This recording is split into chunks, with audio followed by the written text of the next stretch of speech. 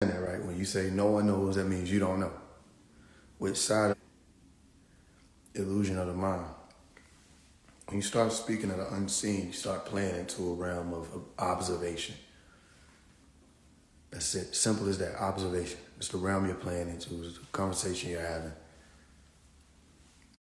Oh, you understand what I did there? Do you see what I did there? Pay attention, because now there are more games that will be being played with sight. Because light is speeding up, reality is speeding up, consciousness is speeding up, and only those who don't know it don't know it. So there will be more games being played with sight. You can show somebody something in front of them and say, this is the number 5. And they will argue and debate whether or not it is. What they may not take into consideration is, it doesn't matter whether or not it is the number 5. What matters is, what are they seeing and what are they not seeing? Did I miss anybody? Let's try a different number. You can show somebody the number 9. It'll stand that. And they can say, this ain't the number 9. It doesn't matter whether or not it is the number 9. It's what are they seeing and what are they not seeing. All right. Let me do my best to bring everything to the center for you before I log back off of here. Okay. Everything you're looking at is an illusion by default. Everything you see is an illusion by default. There are people who say things like, the world is a stage, yet they buy into the characters. They'll say, all of this is a distraction, but then they have their own characters that they believe in. They have their own characters that they subscribe to or fall up under the script of, meaning whatever this character does in the script, it means something to them. But it's all an illusion. It's all a distraction, right?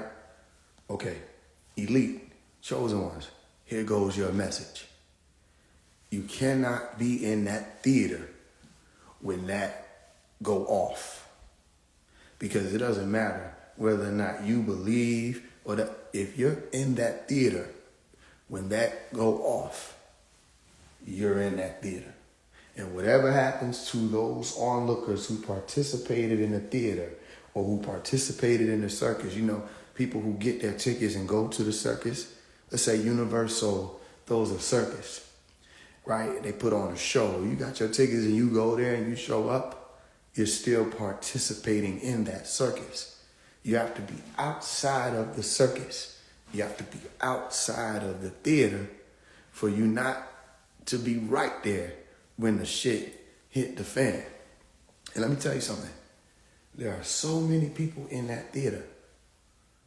So many people still in that theater. And they cannot hear what we're saying outside of it. You notice I don't participate in political talks. You notice when people make posts about the Trumps and this, that, and the third, you know that you go on my page, up, down my page, you don't see me making posts about what's happening in politics. Because politics is television. Politics is the circus.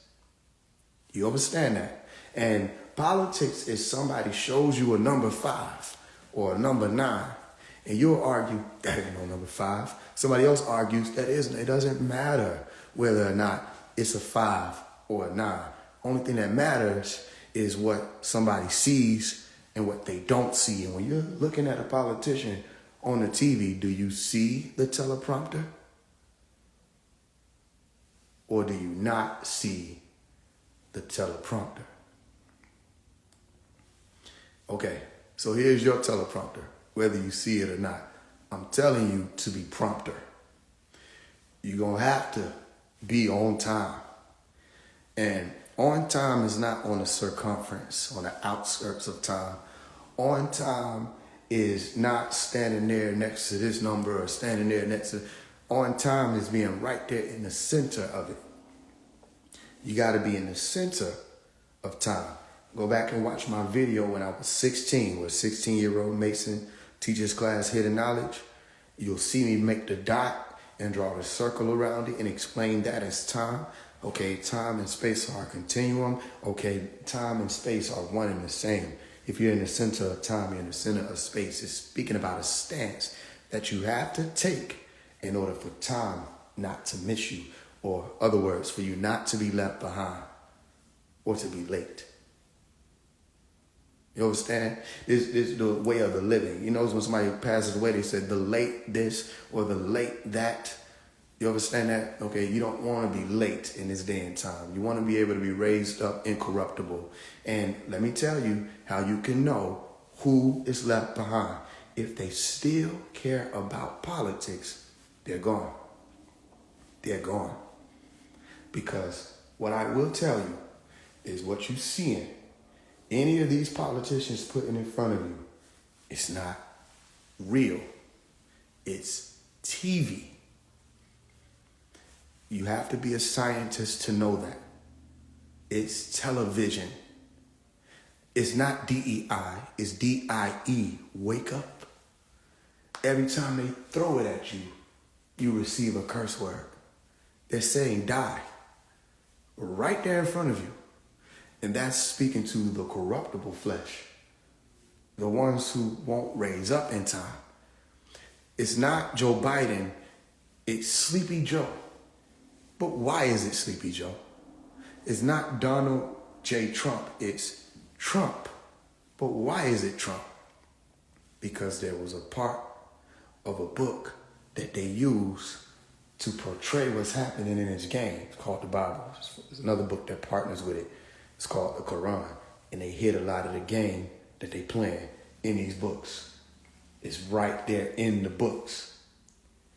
It says, on that day, when the last trump, listen, you already had one. This is your last trump. It's written that not everybody would be asleep, but everybody will have to go through some sort of transformation. You say, what do you mean by that? Well, the dead go through a transformation too. It's called decomposition. You understand what I'm explaining to you? The dead disintegrate. The dead decompose. They go through a change. They're asleep. The ones who raise up incorruptible, they become what's called refined. You understand? They're purifying them. They're not slowing down.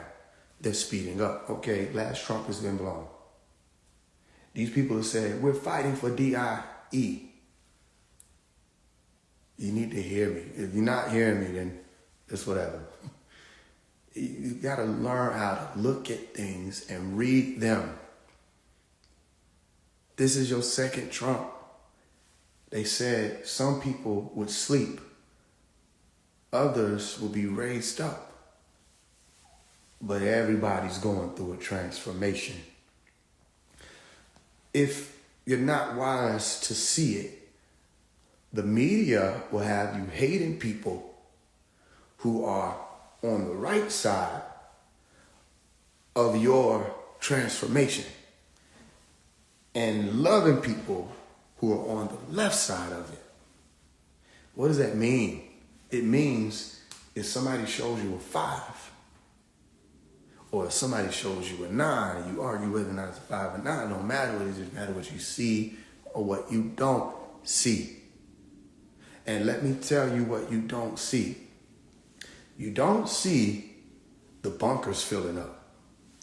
You don't see they getting the fuck up out of here.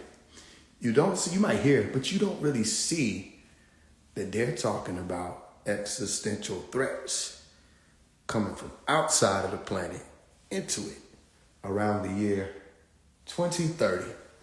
And they're watching it just like they were watching it in the movie Don't Look Up. This is a doomsday thing? I don't fucking know. And anybody tell you it's not a doomsday thing at this point in time, they don't know either. What I can say is doomsday is a number 5. Doomsday is a number 9. No matter what it is, 5, no matter what you see it or you don't see it. Okay, so then it's not a dreadful day to some, but it's a dreadful to others. Let me tell you what happened. About 2 weeks ago, well, 3 weeks, about 3 weeks ago, I had a dream about a tornado coming through my backyard. And the tornado was moving quickly. And this is not an allegory. This is an actual dream I had. And before it got to my window, I woke up. That's how violent the winds were. It shook me awake. And a few nights after that dream, I went to rest, and I was awakened to the buzz of a tornado warning sent to my phone. And I said, I just had a dream about a tornado. And I got up, and I went downstairs. And I was prepared to go into the basement if need be, because it's a tornado warning, not a watch. So I went toward the patio, the back porch, and I heard this whizzing sound, this whirring sound. Sound like woo, but it was higher pitched than that. And I looked up, everything's cloudy. There was lightning, regular storm atmosphere. I heard the high-pitched whirring sound, and I was talking to my wife and another sister. I said, that's right above us. And when I said that's right above us, the pitch shifted in tone. It went down an octave. And there were 2 flashes of green light. 2 flashes. And each one I said, whoa. I said, whoa. And I said, I see y'all. After that acknowledgement of the being right above us and the sight of the flashes, it went away. What returned was the regular white lightning that y'all see often, or the bluish looking, pinkish looking, that returned.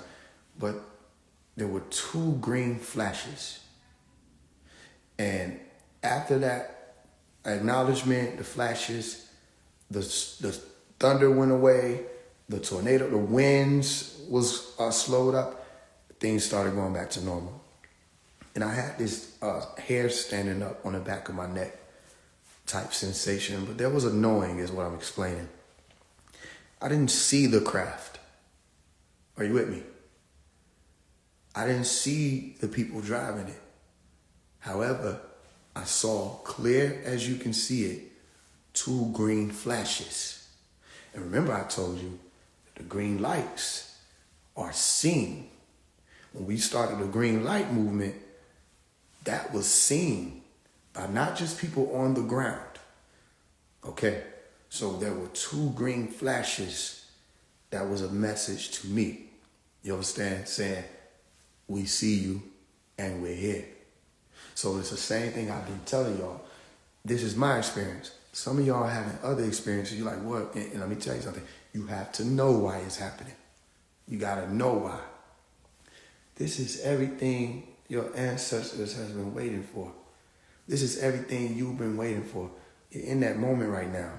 So don't believe these people when it comes to politics. Don't believe them. Don't believe any of these people. Learn how to hear and listen and know what you're looking at when you're looking at it. Whether it's 5'9" or whatever, the teleprompter, whatever. Know what it is when you're looking at it. Because let me tell you something. In this day and time, nobody knows that's out here. They don't know what's going on. Only a few know. And if they not being zapped in their sleep, let me tell you, for all of you, I got to tell you what you're going through so that you can know you weren't crazy. Some of y'all done forgot because this realm keeps you busy. They snatched you from your dream state, didn't they? And you don't know what the fuck happened. All you know was you were dreaming, you were doing something. Next thing you know, you thought there was a bang or a rush or something and you were back here. Right? Okay, that's you being tapped.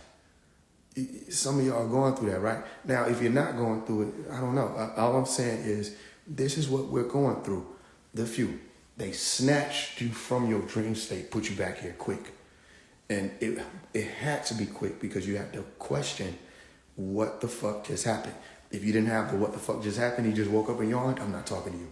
But for those who had that what the fuck just happened experience, I'm talking directly to you. You're not by yourself. You were tapped. Okay? They screamed your name and you woke up. A lot of this happened in a dream state. Sleep incubation is one of the safest, least monitored ways that they can communicate with you. You understand that? So you were in your dream, but somebody said your name. Ain't nobody but you in your house, right? And you woke up, and you know for sure that that sound is what woke you up, or somebody calling your name, right? Okay, cool. There are a lot of things like that that's happening with y'all, and you have to know why it is. And I'm giving you your answer. So what happens with that, you do whatever. Your answer is some of y'all are being tapped. Don't be afraid. Don't be afraid. Don't be afraid of the dream where things stop, like things slow down, and you're trying to figure out why. Don't be afraid of that. You know what I'm saying? Don't be afraid of the sleep paralysis sensation, but you don't have sleep paralysis. How many of y'all felt that? There's a wave that goes over your body, but you don't go through sleep paralysis. You like, it should be sleep paralysis, but it's not. Okay, don't be afraid of any of this stuff. Some of y'all are getting messages directly. Okay, so my question to you is, what do you know about the unseen? Or what do you think you know about it? All right, look at the whole playing field. Okay? It's not real. I'm just doing my best to tell you this. You got to speed up. It's not real. People send me stuff all the time like, they don't know. That's not real. None of it is. Let me tell you something. They put Trump there.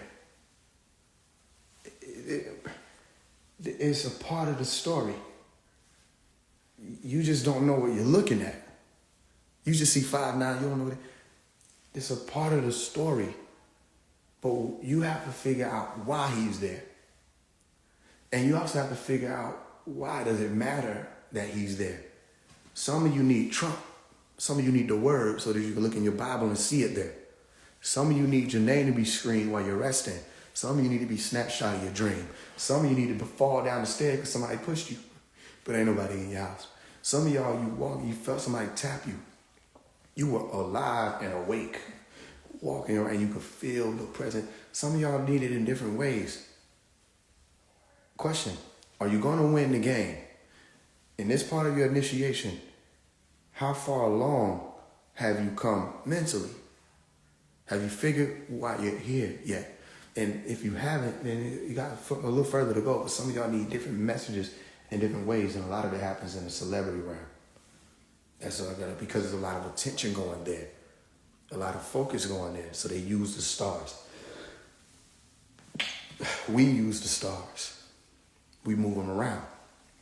Politics is not real. Get over that. Okay? Anything they can show you, oh, we got an issue with the DEI, or the Democrats are doing this, and da-da-da-da. All that's fake, okay? No, the LGBT, all that's fake. I'm not saying the people that are in that lifestyle are fake. I'm saying anything they're trying to raise your awareness about right now. There's supposed to be this flag, and you're supposed to be afraid about it. It's not a real threat. Yeah, listen, when they say stuff like, how does a president who got how does somebody who got 34 felonies become a president? They don't know what they're talking about. What does that have to do with this person being a president? What does it really have to do? What does 34 felonies have to do with precedents? They don't know what they're saying. First of all, you asking the wrong questions. Not how does somebody have 34 felonies and they end up as a president. You need to ask yourself, how do y'all lock up somebody 34 times and they never went to jail? Okay, never mind. Why did this same person say it's not a prosecution, it's a persecution? Whose attention are they trying to get? Okay, a lot of you were brought up through the order of Christianity, which is the order of Melchizedek. You didn't know it was that order, but the same book tells you that that same person that you get the word Christian from was raised up as a high priest after the order of Melchizedek, messenger of righteousness. It said, blessed be those who are persecuted after righteousness' sake, or after righteousness' sake. Okay, so even your pursuing of the righteousness state or sake, even that pursuing of it will cause for you to be persecuted. Are you with me? Okay. Did they not try to kill the man? They tried to kill Trump. They tried to imprison him. They tried to defile and vilify his name. Everything they said that those of you who pick up your cross and walk with us were going to go through, he went through. and he survived it. Now, some of y'all think I'm talking about the man. Those who got their ears and their eyes open know I'm talking about you. I'm talking about you. I got a book coming out called Protect the Crown. Don't worry about getting it right now. I ain't no telling when it's going to be done because there's a lot that's going into that book. Just listen to what I'm saying. I had to say that so people don't think I got on here to promote a book. Protect the crown. The word Nebuchadnezzar means it. Nebu is a Babylonian deity or god, Nebu, okay? And when you're saying Nebuchadnezzar, you're saying Nebu, protect the crown. Nebu is the son of Marduk, okay? Let me ask you a question. Sam will ask you, what is unseen to you? What do you think it means? What does it mean to protect the crown? We're in the purple light. I just came upstairs to go to my green room. We're in the purple light, okay? What does protect the crown mean? Now, when I brought you the book Rehab, speaking about rehabilitation, okay, like I mentioned in the Letter to Kodak song, I said, yo, I got a book called Rehab. I ain't trying to sell you. I have to say that. I said, I'm not trying to sell you the book, meaning this is how much I care about it. I wrote a book about it, and I explained to people what needed to be done in order to achieve a certain state. You're going to change. If you're not ready to change, don't take that walk. If you're ready to change, there's certain states that you'll be able to assume and stand in a position of once you decide, I'm going to rehabilitate myself. And you read certain books I put out, they'll explain rehabilitation brings you to dress a certain way. Okay, rehab is say to fix and alter and bring light to your habits or your habitat. Let more light into your realm. And you have to know why. Because once you understand the light, you understand what's dark. And you know the difference in between the seen and the unseen.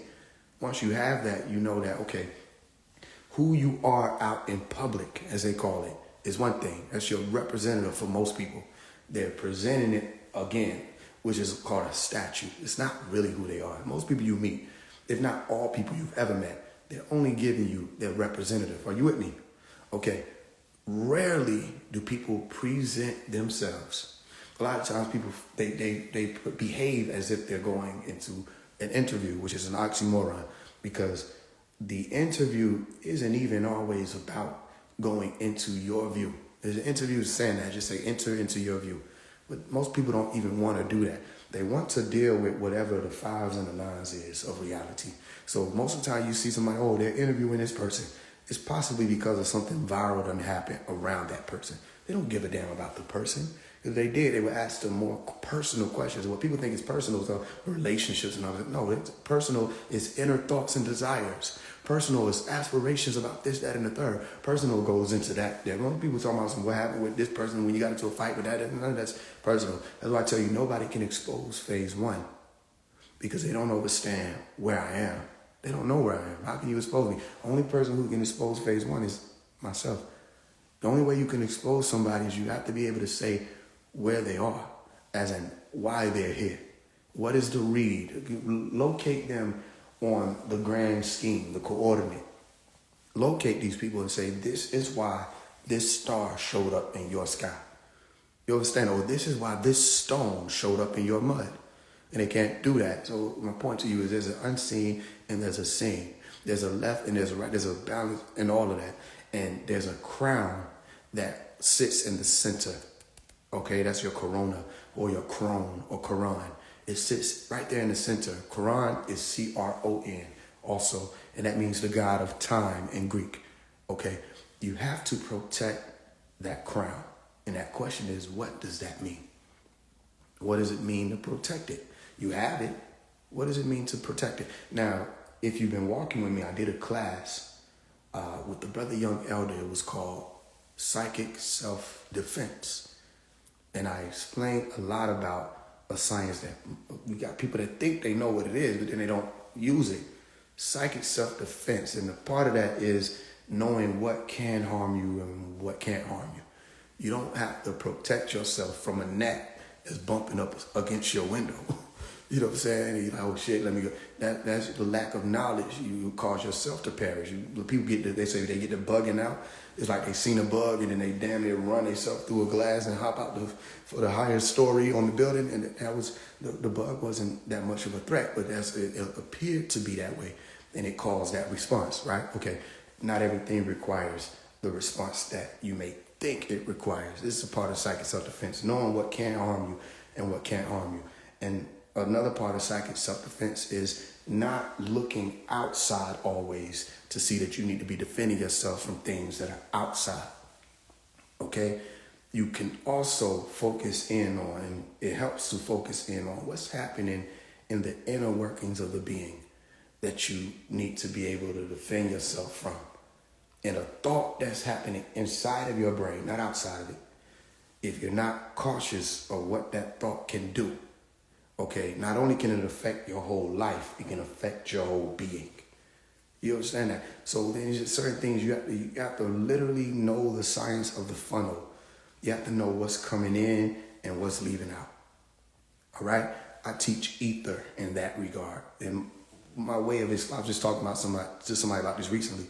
My way of explaining it is when I say make sure the ether is right, I'm telling you to, and if you want to work on this, learn more about emotional intelligence. Learn more about situational awareness. Because when you do that, you'll learn more about environments and habits and habitats and how they work hand in hand.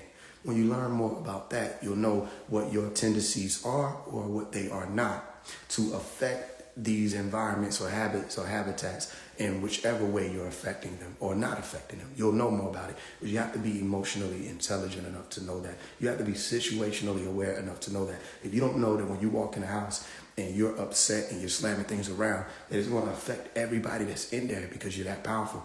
And you'll do that and you'll cause negative effects in that habitat without being able to know that the cause of it is you. And then what happens? You'll come in with the attitude without being situationally aware or emotionally intelligent.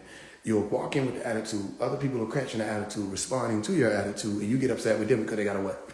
Because they got an attitude. But it's you. You did it, and you would have started it. Okay, a part of psychic self-defense is right there in the center of the phrase. Self. Okay, or auto. All right? Once you get that auto overstood and know that it's ever changing, so you have to move with it. All right? If you might say, I mastered myself, they're lying. You can't. It's not possible. You have to know that self is ever changing. That's the only thing you can know about self. Because you know that about self, you know that about everything. What isn't changing? Everything is changing at all times. Even the atoms in their position in the subatomic particles are moving. There's no stillness that we know of. Space isn't still. There's no stillness that we know of. Only thing that is still is motion. That might blow people's brain. But the only thing that is still, meaning the only thing that is actually constant or prostant, is change. That's it. That's the only stillness you know. The blink of the eye, that is your existence. And even to say blink of an eye is still saying there's motion. So even with your existence being a blink of an eye, each frame is still a part of a motion. You with me? Meaning if I go to court and I file a motion, there's still writing and all kind of things that go into that motion. So there's nothing still except the fact that things are changing still. Being still to this day. But ain't nothing ever been still to this day. You with me? So protecting the crown means that, for one, you're aware enough about yourself to know what it is that you're doing to affect things and people around you and also yourself. So I keep winding up in this situation, okay, who put you there? You know what I mean? Oh, I'm at the club, man, they keep fucking mugging me. Why you had to leave the club? You know what I mean? Oh, I'm over here, I did this, and even the good things. Every time I do this, man, it's something. Okay, so then you put yourself in that good situation. You with me? All right. What about your well-being? All right. What about your mental health? You understand that? How much of that is on you? If I ask you what's going on with you, or somebody says, what's wrong? Or what's the matter? Some people don't like the question, what's wrong? You ask somebody, what's the matter? If you ask people what's the matter as opposed to what's wrong, you'll get more out of them. This is a gem. I ain't supposed to be telling y'all that type of shit. You just say, what's the matter? Okay? Meaning, what is the matter? You let them determine whether or not it's wrong or right, and it'll help. if they immediately go into, or if you immediately go into what somebody else is doing, it shows me what side of this you're standing on. That's just one of the first signs of the lack of a psychic self-defense is you go right into what others are doing. Okay, that shows me that you're not in the center. This is deja vu, by the way. It shows me you're not in the center. And you got to be in the center. The only way it's going to help is to be right there, put yourself in the middle of that psychic self-defense statement or phrase. You with me? The moment you start pointing fingers to other people, it shows me, yeah, you're not in the center. You're letting them dictate the outcomes, and they can't do that. You allow them to determine the outcomes, it becomes them. So no matter if they say, oh, I want to harm you, guess what they can do? That's how magic works. I think I explained that in the teaching. Psychic self-defense. You want to live in the first, you want to learn how somebody say they cast the spells on you. Any of y'all that's dealing with magic, you ever tried laughing at them? There's one of somebody on Clubhouse, it was a while ago, a brother named Raul.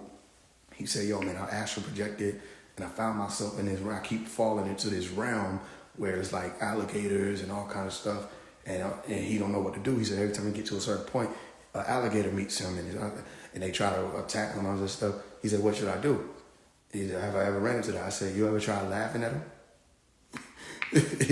Immediately, the whole energy of the room and everything changed. So another sister was saying she was dealing with an entity that was unseen but operating in the physical realm, which is, it happens a lot. Some of y'all done woke up with scars and stuff like that and all kinds of stuff. Some of y'all done heard shit fall over in your kitchen and doors closing in your house, and you know you ain't tripping, but you tripping, right? But you know you're not tripping, but some of y'all didn't even tell nobody. Because even though you know you're not tripping, you tripping. Because if you tell somebody, you tripping, right? Okay, I already know. Okay, y'all deal with people who are able to, or beings who are able to cross over between that or past that threshold where you're supposed to be there. But sometimes there's a link, or it could be a meal you ate. It could have been a song you played. It could have been a window tap you opened. Sometimes there are links and bridges between these realities, and people are able to, or maybe I'm confusing people. I don't want to talk too deep into it. One of the sisters said on Clubhouse years ago, she was like, she's dealing with a physical entity. She knows it's physical because they do stuff like that, knock over stuff, you know, and she actually seen it. She said like a dark, shadowy figure. And I asked her, I said, let me ask you a question. Because she was sounding real scared, which most people do when they start talking about stuff like that. But she was sounding real afraid. I said, let me ask you a question. I said, what's your favorite song? And just some of y'all laughed, like, what the fuck? And okay, that's exactly what happened when I asked her that. She got all this information about this demon she's dealing with. And I asked her, I said, what's your favorite song? And she started laughing. I'm telling y'all, I asked her this 4 or 5 times. And she laughed every time I asked her. I said, let's try it again. What's your favorite song? She just laughed. She was like, what? I said, exactly. I said, you never thought to laugh. The moment you laugh, you can lift a room up. You pay attention to the terminology. You know what I mean? You can put somebody down or you can lift them up, right? You cause the room to be lighter in every aspect of the word by just causing people to laugh. You know what I'm saying? People say, you walk in, it's thick. Notice the words that you use to describe scenarios, right? You said thick energy. I walked in, I felt it was thick. Meaning you were situationally aware and emotionally intelligent enough to pick up on the fact that it may be a serious issue in this room at this time, right? Okay. You crack a joke, you say, I was just lightening the mood. You understand that? You're speaking in terms of weight, not just in terms of shade. You understand what I'm saying to you? So your ability to laugh and do it willingly, all right, and intentionally, that lightens things. And a lot of beings that people have issues with, they're not able to exist comfortably in environments where they're lighter. So they'll leave. You see what I'm saying? You ever met somebody that can't stand to see people happy? You don't know what, but ain't nobody doing nothing. But the motherfuckers say, why the fuck this nigga over here laughing and shit? The fuck wrong with the nigga laughing? You know what I mean? And you like, what the fuck? He's just laughing. Yeah, but he laughing and shit. Ain't shit funny. But how do you know? You ain't asking if shit was funny. I don't want to ask this nigga shit. Why? Because he laughing. Okay, you know what I'm saying? It's this ongoing thing. You met people like that before? They all around. As a matter of fact, it's most people that's like that. Most people, when they not in the mood and they see other people, they motherfuckers get upset because somebody else is enjoying themselves. And that's really like that. And if you can look and pay attention, there's certain things that you'll be able to find out during an occurrence of laughter. Let me teach you a science. Okay? If you want to test an environment of people and you're trying to figure out, crack a joke. Crack a joke. Let me tell you the science of cracking a joke. Cracking a joke doesn't mean that it has to be funny, silly. It just means that you will know who people are based on their response. But you got to watch now. It don't come super easy. You have to know to watch for everybody's response. You want to know who might be messing around with one another or have interest in one another or committing affairs and stuff like that. Just walk in, crack a joke. The people that looking at each other when they laughing, they got history or they got rapport. It don't always got to be sexual or anything like that. They might have rapport. They might know each other. Okay, you already 1 degree or iota above now. What other people may not have known just off of the joke that you crack. You with me? You walk in and say, yo, man, why the chicken cross the road? You know what I'm saying? What the fuck is this nigga talking about? I mean, he ain't know where he was at. It get a little cricket, right? But then somebody like, you crazy. You know that this person cares enough about whether or not you feel welcomed. You know what I'm saying? Because that shit wasn't funny, nigga. And some of y'all laugh, but this shit still wasn't funny. You know, but you still, okay, the one who laughs and it's not funny, it's not that they trying to people please you. They care about whether or not you feel welcome. A lot of y'all in relationships, y'all do that. Somebody say something, this shit not funny, but you laugh. You're not laughing because it's funny. You're laughing because you're sharing the laugh or a moment with them. You know what I'm explaining to you? That's how, so certain things you'll pick up on. One of them is that people will show who they're interested in or who they rock with based off of who they make eye contact with when they're laughing. You with me? But for the people who don't laugh, that don't mean that they don't fuck with you or they don't got, you know what I mean? They don't want you to feel welcome. It's just sometimes the people who don't laugh, they tell you right then and there, nigga. See, I only got to say shit. I'm going to show you what they tell you. You make a joke and that shit ain't funny, they tell you right then and there, nigga. And some of y'all don't know what I'm saying. I'm trying one more time, see if you can get up there with us. You get what I'm saying? You make a joke and you walk in and the niggas don't laugh. That's the nigga who's, nigga, you know what I'm saying? He trying to tell you that. And it don't matter, it won't always be a man. Sometimes a female. You look and try to see if she, nigga, they don't got time for it. And sometimes those be the people that you rock with the most because they tell you right then and there, nigga, you know what I'm saying? And you gonna get it. And you'll understand it there. So my point is, there are tests that you can do coming into a room, coming into an environment to see where you are. All right? And if you're not always in position to do the test verbally, do it by scouting. You don't know what I mean to scout? Walk in and be quiet. Find a corner some damn where nobody can't see you. You see what I'm saying? And some of y'all might think that's weird. Okay, think it's weird. It'll be the difference between you overstanding who you're around and not overstanding who you're around. Well, a lot of people get backdoored because you weren't watching. You weren't paying attention. You know how somebody come through the back door? You weren't watching the back door. Why do people go through the back door? Because they know you're not watching the back door. One more time. How the fuck you come through the back door? Because nobody was watching the back door. Well, why the fuck did he come through the back door? Because nobody watches the back door. All y'all always looking up the front. So you need to be paying attention. You got to be in a position to be able to see both the front and the back door. So if you're right there up on the front door, you ain't able to see the back door. That means you need to be somewhere with the linear line of sight to be able to see both of them. You know what I'm saying? It shouldn't be that hard. But you got to explain it to people because they're trying to figure this is what happens in people's lives. And it's not for paranoia, it's for awareness because everybody says, oh, I don't want to be paranoid. Then they be the ones who don't get what's going on around them. The people get running game. Because you got to be able to see things, look at things, and read them. This also helps with the stability or the soundness of the mind. It helps you not, people might think it leads to paranoia. It actually leads to the opposite. You're always ready. You have an active mind. It's not paranoia. It's you being able to know this shit could go down at any given time. And they're going to look over you and say, what could go down? And you be like, right. Anything. It don't matter if we on the elevator, this bitch could go down. Literally at any given time. The other people looking at you, just looking, you look and say, if this bitch go down, how many people do this though? How many of y'all get on the elevator and look for an escape? If you're not one of the people who get on the elevator and look for an escape, I'm just not talking to you. But for those of you who get on the elevator and you look for an escape, I'm talking directly to you. You know why you do that, because you want to be ready. So this is no different. The realm you're in is no different. The time and space you're in is no different. Don't you want to be ready? And what you'll find is when they taught us in school, better safe than sorry, that makes sense in life. You would rather want to have your shit on you and you don't need it than to not have your shit. Who am I teaching something to?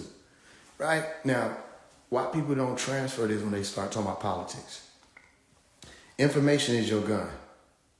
You see something on TV and you automatically assume that either you're in danger of one or you're not in danger of the other. And then you respond accordingly. Information is your gun. You go out and you're out there in the open and there's a war going on and you don't have a gun and you still run your ass out there. You get what I'm saying to you? Some people respond without having their shit on them. That's what they call bringing a knife to a gunfight. You can't even say that. It's like stupid because you got the knife and one thing. But I'm saying that some people are walking around here pump faking. Do you get what I'm saying? Information is your gun. People walk around pump faking. And they don't understand reality got the biggest guns. And while you sitting here pump faking and holding your arm in your trench coat to make it seem like you got some shit on you, the plane's not finna stop falling. Do you get what I'm explaining to you? That 5 and that 9 gonna still do what it does, depending on whether or not you see this or see that. The gun that you have or you don't have, if you're not knowing whether or not you have that gun, how are you in a better position to be successful in whatever these endeavors are, whether it be pertaining to war or the such? Does it make sense to you? So a lot of people walking around with nothing, and they clenching and clutching, and you're like, what the fuck?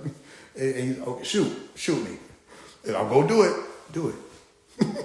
I'm gonna actually do it, but fucking do it. And they can't do it because they don't have nothing on them. You know, and this is the day and time we're in. So when you see people doing that, okay, let me ask you a question. And y'all better answer this shit truthfully. You ain't answering me, you answering yourself. When you pass by the people, right? Y'all know the people you see that be out there and they just be doing shit. You see what I'm saying? And you know they doing shit. I'm talking about the motherfucker that be swatting at the air. Let me tell you, I know what y'all do. Y'all don't go to that nigga and be like, yo, what the fuck what you just swat at? You don't do that, because you know you're going to swat at you next. You know what I'm saying? Y'all know what I'm talking about. Y'all be walking downtown, right? I got to say downtown so you can know the setting.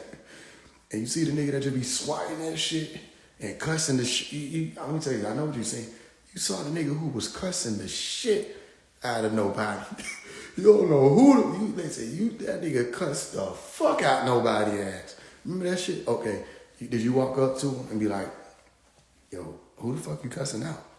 Or did you walk ahead like that and your ass acting like you ain't see him cussing the shit out of no one? All right. So let me ask you a question. You see motherfuckers swatting at the air. You see motherfuckers cussing the shit out of nobody downtown all the time. And you see people doing that and they call it politics and you don't keep walking. You see people doing that shit all the time. It's called politics. And you don't keep walking? Well, you gotta keep walking. You have to keep walking.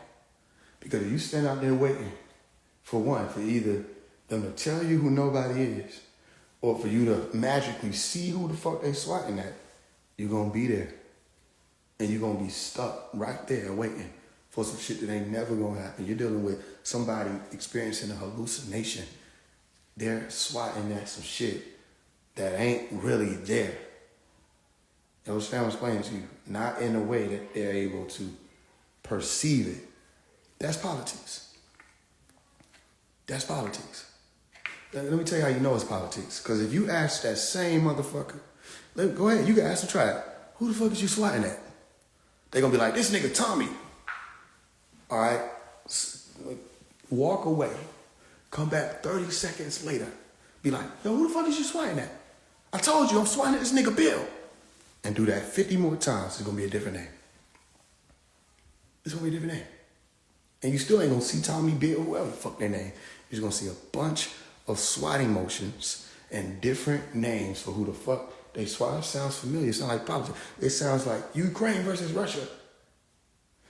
DEI. School shootings. DEI. Ukraine versus Russia. Zelensky. Netanyahu. Yahoo and Netan. Zeke Lindsay. They're gonna start reversing shit. You see this all the time in politics. 34 felonies. Biden can't walk upstairs. Da da da. It keeps happening back and forth, back and forth. And you like, yo, who you swatting at? Am I? Who they swatting at? What's the threat? Which one? Tell me so I can know. Was it the Africans stuck at the border? Oh, you forgot about that. Never mind. Remember the Haitians were stuck at the border? You forgot about that. Never mind. Remember they sent all them damn water bottles to Ukraine and was like, we got African brothers stuck, and niggas was out there with camera crews and everything, and there was a baby and somebody was holding the camera like, niggas, they won't even let us on the train, they letting their dogs on. I'm like, so all these cameras, y'all don't be looking at the right shit. All these cameras, all these recording people, everything, news reporters, da da da. How they get out?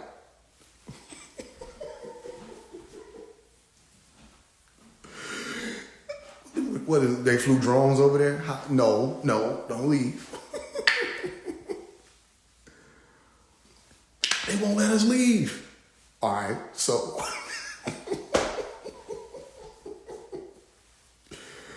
how the fuck did the news reporter get back to edit they shit?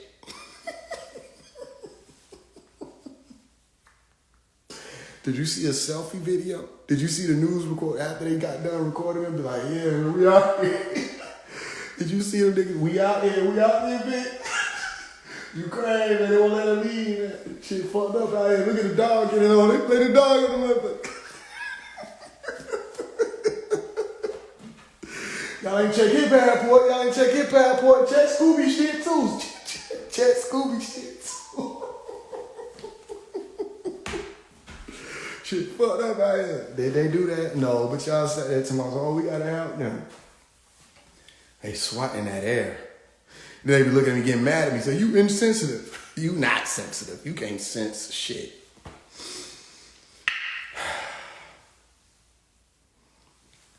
But none of y'all think about that shit, did y'all?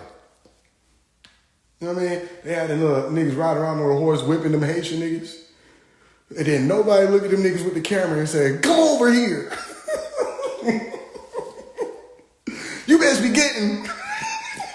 Then nobody look at the niggas. Don't nobody fuck with the cameraman. Don't nobody ever fuck with that cameraman. Do you get what I'm telling you? I know that ain't reality. Because I was a cameraman. I still got robbed. So I know that's TV. People fuck with the cameraman. You don't just be invisible because you holding the damn Lumix.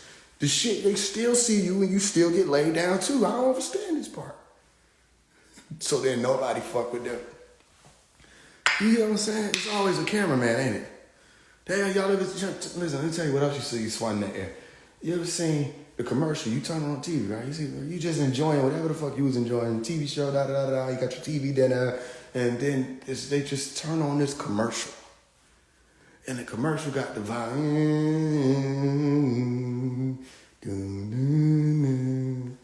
And it's got a baby standing there. I saw one recently. Motherfucker was holding the baby up. Baby couldn't even stand up by themselves. Baby don't even know what the fuck going on. Can't sign no NDA, nothing. They just holding the nigga up. The stomach all big. I'm looking at this camera. I said, they gotta be about like a $30,000 camera. They telling you to donate some shit on some shit that costs money to produce.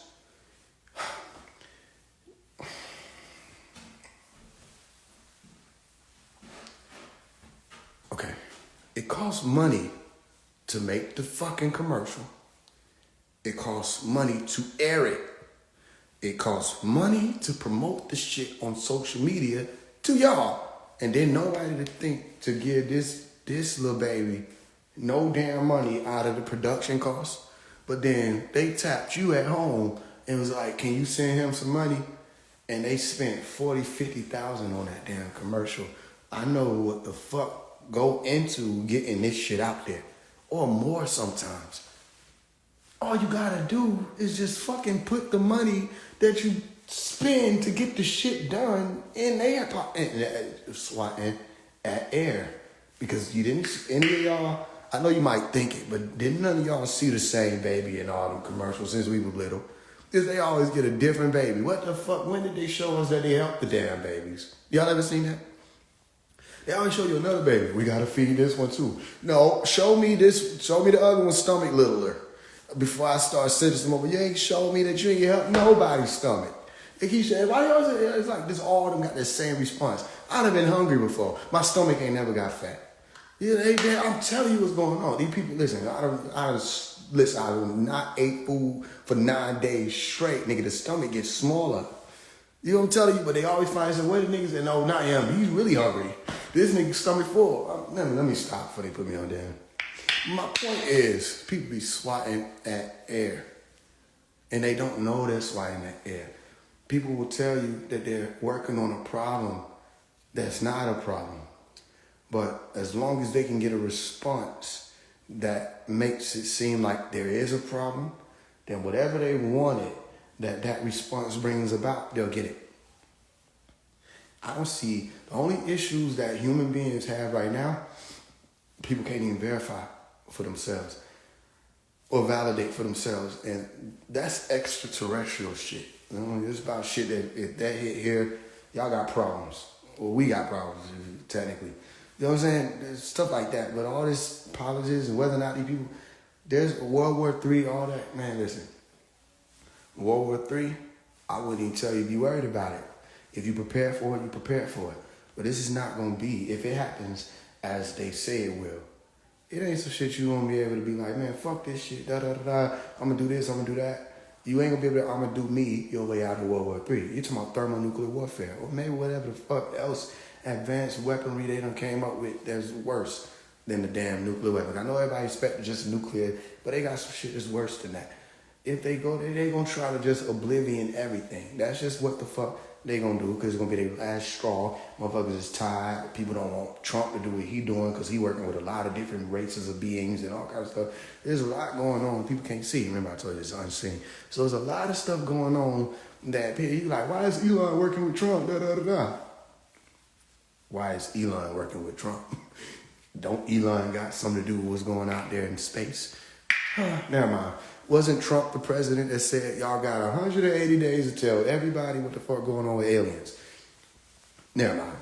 Don't worry about nothing. Space Command, don't think about anything. Don't speak about nothing that was going on with that. Just remember that these are very powerful people.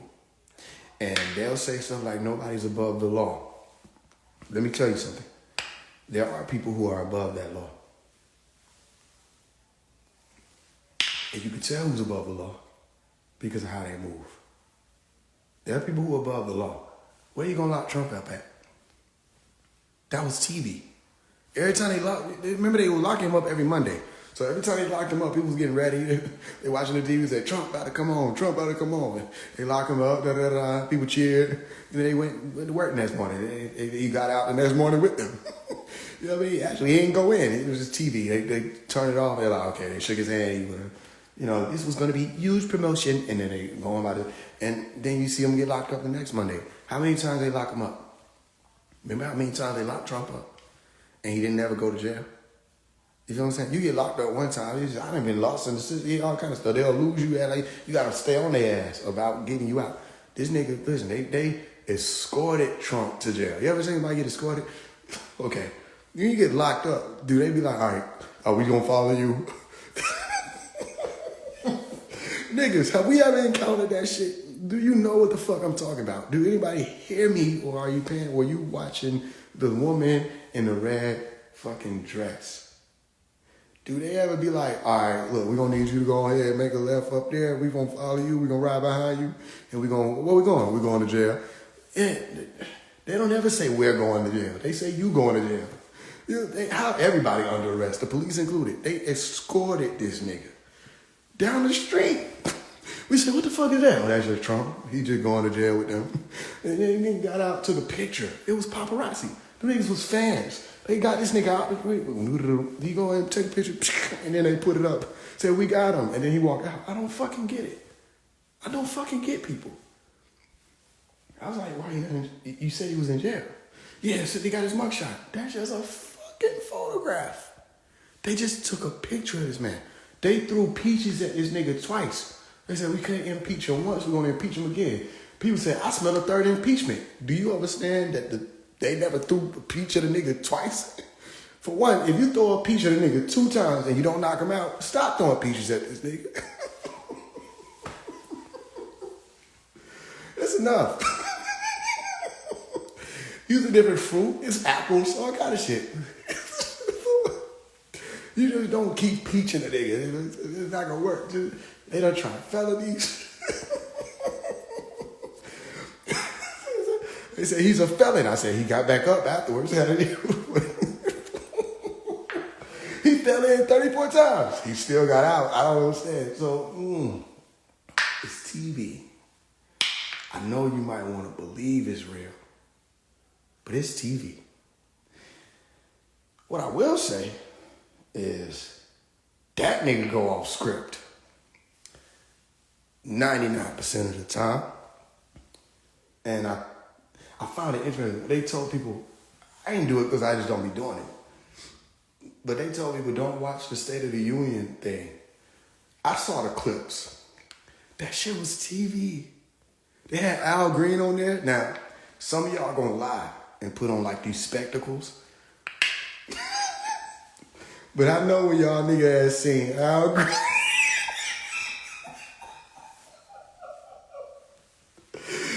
I know y'all niggas broke out his song, didn't you? You thought this nigga Al. I know you did, stop it. They had a nigga Al Green. This nigga look like Stevie Wonder, Al Sharpton, all that together.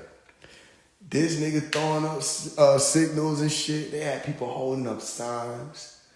I'm like, yo, they had people sitting there quiet. They told us don't listen, don't watch it. Why the fuck they even go? Why they even went? Oh, we walked out.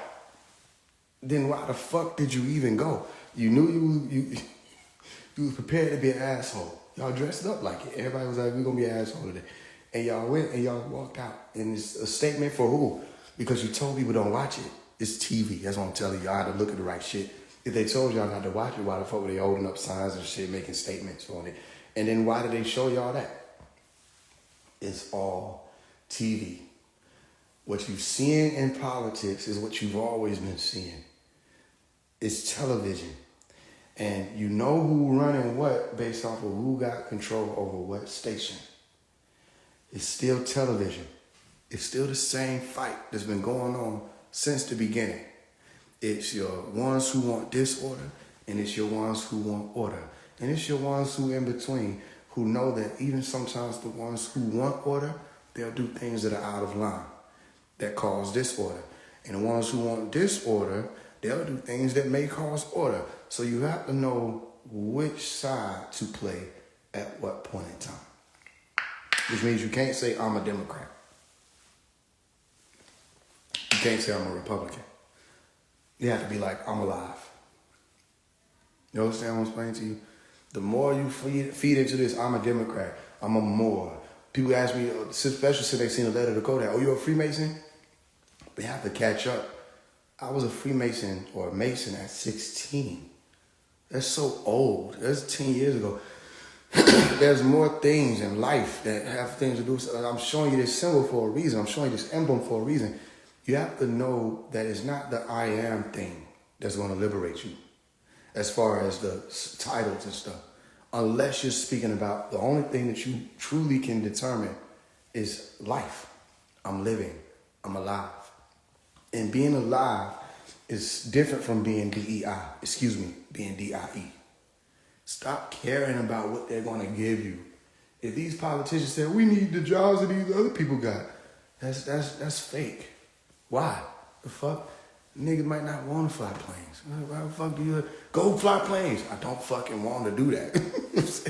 Go do what they do. That's what the fuck they do. Why the fuck would they do? And people who want to fly planes, you want to know what they are? They grow up and be like, I want to fly a plane. And they go and do it. You don't need to tell them no do the shit. It's people that will get into them jobs, into positions. Why they not telling the truth? There are people all over the world, all different races or kinds of people that are doing all kinds of jobs.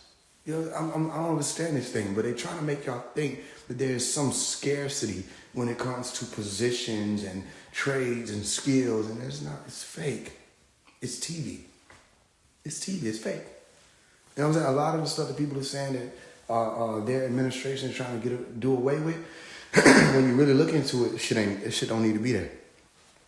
Shit not helping, it's making things worse. So, if anybody wants you to be informed, they're not going to say, don't even watch that. They're going to be like, go watch that shit and see how these motherfuckers lying. They don't want you to look over there. Because you look over there, you're going to find a lot of people who done had it with their shit. And they just telling shit and saying shit. And niggas getting fired. You ain't had one president come through and fire damn near the whole FBI. And you got to know Trump would do it because he had the show. It makes sense.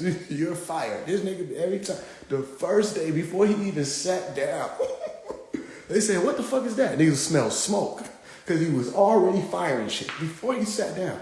Listen, they said we got executive orders. He said, that can wait. And he went immediately down the line and started firing niggas.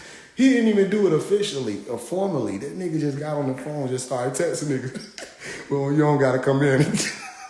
You don't need to come in today. Hey, I'm telling you. So it's a different ball game. So you got to know what you're looking at, when you're looking at, and you'll see it's TV. And my thing is just to remind you that. So everybody not on that, maybe everybody might not be experiencing that, but for those who can see, all right, I'll ask you this question. What do you know about the unseen? What do you know about that? What do you think you know about the unseen? Any questions before I get up out of here? I want to come and talk to y'all real quick. Any questions? I hope y'all listening because there's some things I have to put in the middle of things. You know what I'm saying? I'm telling y'all, keep listening. You hearing it, right? You out there, you looking up. There's things that's happening. Shit really moving, for real. And everybody not hearing. So I have to remind people, like, sometimes you need a reminder. You know what I'm saying? Okay. What you know about it? Because it's happening. The unseen is happening. But it's not about whether or not people are able to see that shit. That shit is happening. You know what I'm saying? And if they don't see it, it's still happening. People have morals fucked up because of the sellouts. No, it's not because of the sellouts. You see, you just did it. You see how you put it over there? Why are you a Moor, and what is your Moorish ability? You know what I'm saying? What is it that you have or that you can do that causes it to be that no matter what the quote-unquote sellouts do, the Moors, it's not about your name. It's not that they're giving a bad name. The Moors do what they're supposed to do. Y'all not doing what y'all supposed to do. That's just simple. It's just simple like that. Y'all are Moors for what? You know what I'm saying? And I've been a Moor. You know, I throw up the 7. You go watch that Black History. I went through I'm MSTA graduate, Islam, Circle 7, I did all the walks. Okay. And then I also told the Moors in 2020, y'all got to come out of private. Y'all didn't do that. Because you don't think you needed to, but you didn't know what day and time we in. We in the day of revelation. So you can't be talking about we just going to keep this secret. You would have had to come out. And now it's too quick for everybody to be like, oh, we're going to try to come out now. It's too late. If y'all would have come out when I said y'all need to come out. And I was talking to some of the head chiefs, so it wasn't just like, no, I'm saying that y'all got to stop with this private thing, all this corporate channels and stuff. Y'all got to stop with that because all the people that you're not going to be able to reach them quick enough. And then they own to y'all. Let me tell you something, they own to y'all. So it's all right, whatever. People, they think they get in, these people are on to you. And they changing the laws behind the scenes. So there's a war on sovereignty. And they phrasing it a different way. So they targeting people who are now being grouped in as sovereign citizens. That does not fucking exist. It's no such thing. As a matter of fact, the statement, the phrase, sovereign citizen, means you've committed treason. Means that you say, I'm going to remove myself, I'm going to expatriate myself, but you have nowhere to go to. You know what I'm saying? Because a lot of y'all hit y'all stuff and y'all shut it down and cancel it out, and then you disassociate yourself and you committed treason on paper. And that's what they're looking at it as. Why? Because of a lot of people that was going on YouTube making the money off of it. And when they made the money off of it, they said, okay, I need to make more money, so they got to come up with different information, new information. So every time they come up with new information, they were telling things that they didn't even know fully for themselves and exposing processes that they didn't even understand themselves. A lot of them didn't even do it. And then what happens is Agent Smith was watching that every time y'all did that, and y'all didn't move together. If y'all would have moved together, made it public all together, then everybody that would need to be on point about it would have been on point about it, and they wouldn't be able to take each and every time somebody made a little video off here by themselves, say, I got the truth, I got the truth. Every time somebody did that, they looked at that, said, we're going to change this law. And it was a law war. And when you got people who don't even practice law trying to have a law war with lawyers, you lose. All that's been happening. Why? Because people made it about mammon, money, mullah, the lowest chakra. Go look it up. They made it about that, and that's how they live it. So it's a war on sovereignty now, and they're using this phrase, sovereign citizen. And the way that they're going to keep rolling it out is sovereign citizen is going to be something that these people have to go into study for. You know what I'm saying? As soon as you start operating within that field, they'll know to put you there as a paper terrorist. And the more they do that, they'll say, okay, this will be a part of their case law. Anytime they enter into court, they're going to start setting new precedences based off of whatever it was that this so-called sovereign citizen came in here and argued when they were never supposed to do that in court. And all that paper shit is over. How you going to play a paper war with people that you started off on paper with? Sovereignty was never about your paper. The moment that you make sovereignty about paper, you lost. Sovereignty is about competency. And let me tell you why. And they'll argue me this, but then why is 45, 50% of these people who stepped out as these Moorish people, why are they in jail? Y'all don't be listening to my music. I said they can lock up the Moors regardless. Don't ask me to vote. Go listen to that no vote song. They can lock up the Moors. They can be belligerent as they want to be. You got people telling us, no, they have to do this. I can still do this.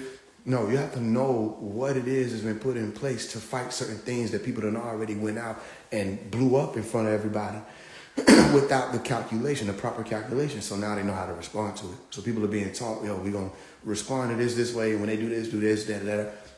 They'd be like, yo, you know what? I can travel and I don't have to show my license, Well, if you're driving, yes, you do. Because that's the game they set up. You want to know the only thing that could have changed that? Competency. Competency would have allowed you to know that the only way you could have ever put into full effect that type of change, where these people who are the highway robbers would have had to observe that and obey that, or abide is a real word, abide by that law or that alteration of the law, is if you would have had enough people to petition Parliament. And when they petitioned Parliament, what they would have done is said, we need to consider this, or think about this, or consider this, take this into consideration, that we're going to alter whether or not people need to have a license to drive. Drive means you're behind the wheel. If you sit your ass in the passenger seat, in the back seat, in the trunk, nigga, in the hood, wherever you sitting, if you're not operating the vehicle that is registered with these people, if you're not operating any of these vehicles, whether it's registered or not, because that's another problem, not having it registered on their streets is a problem.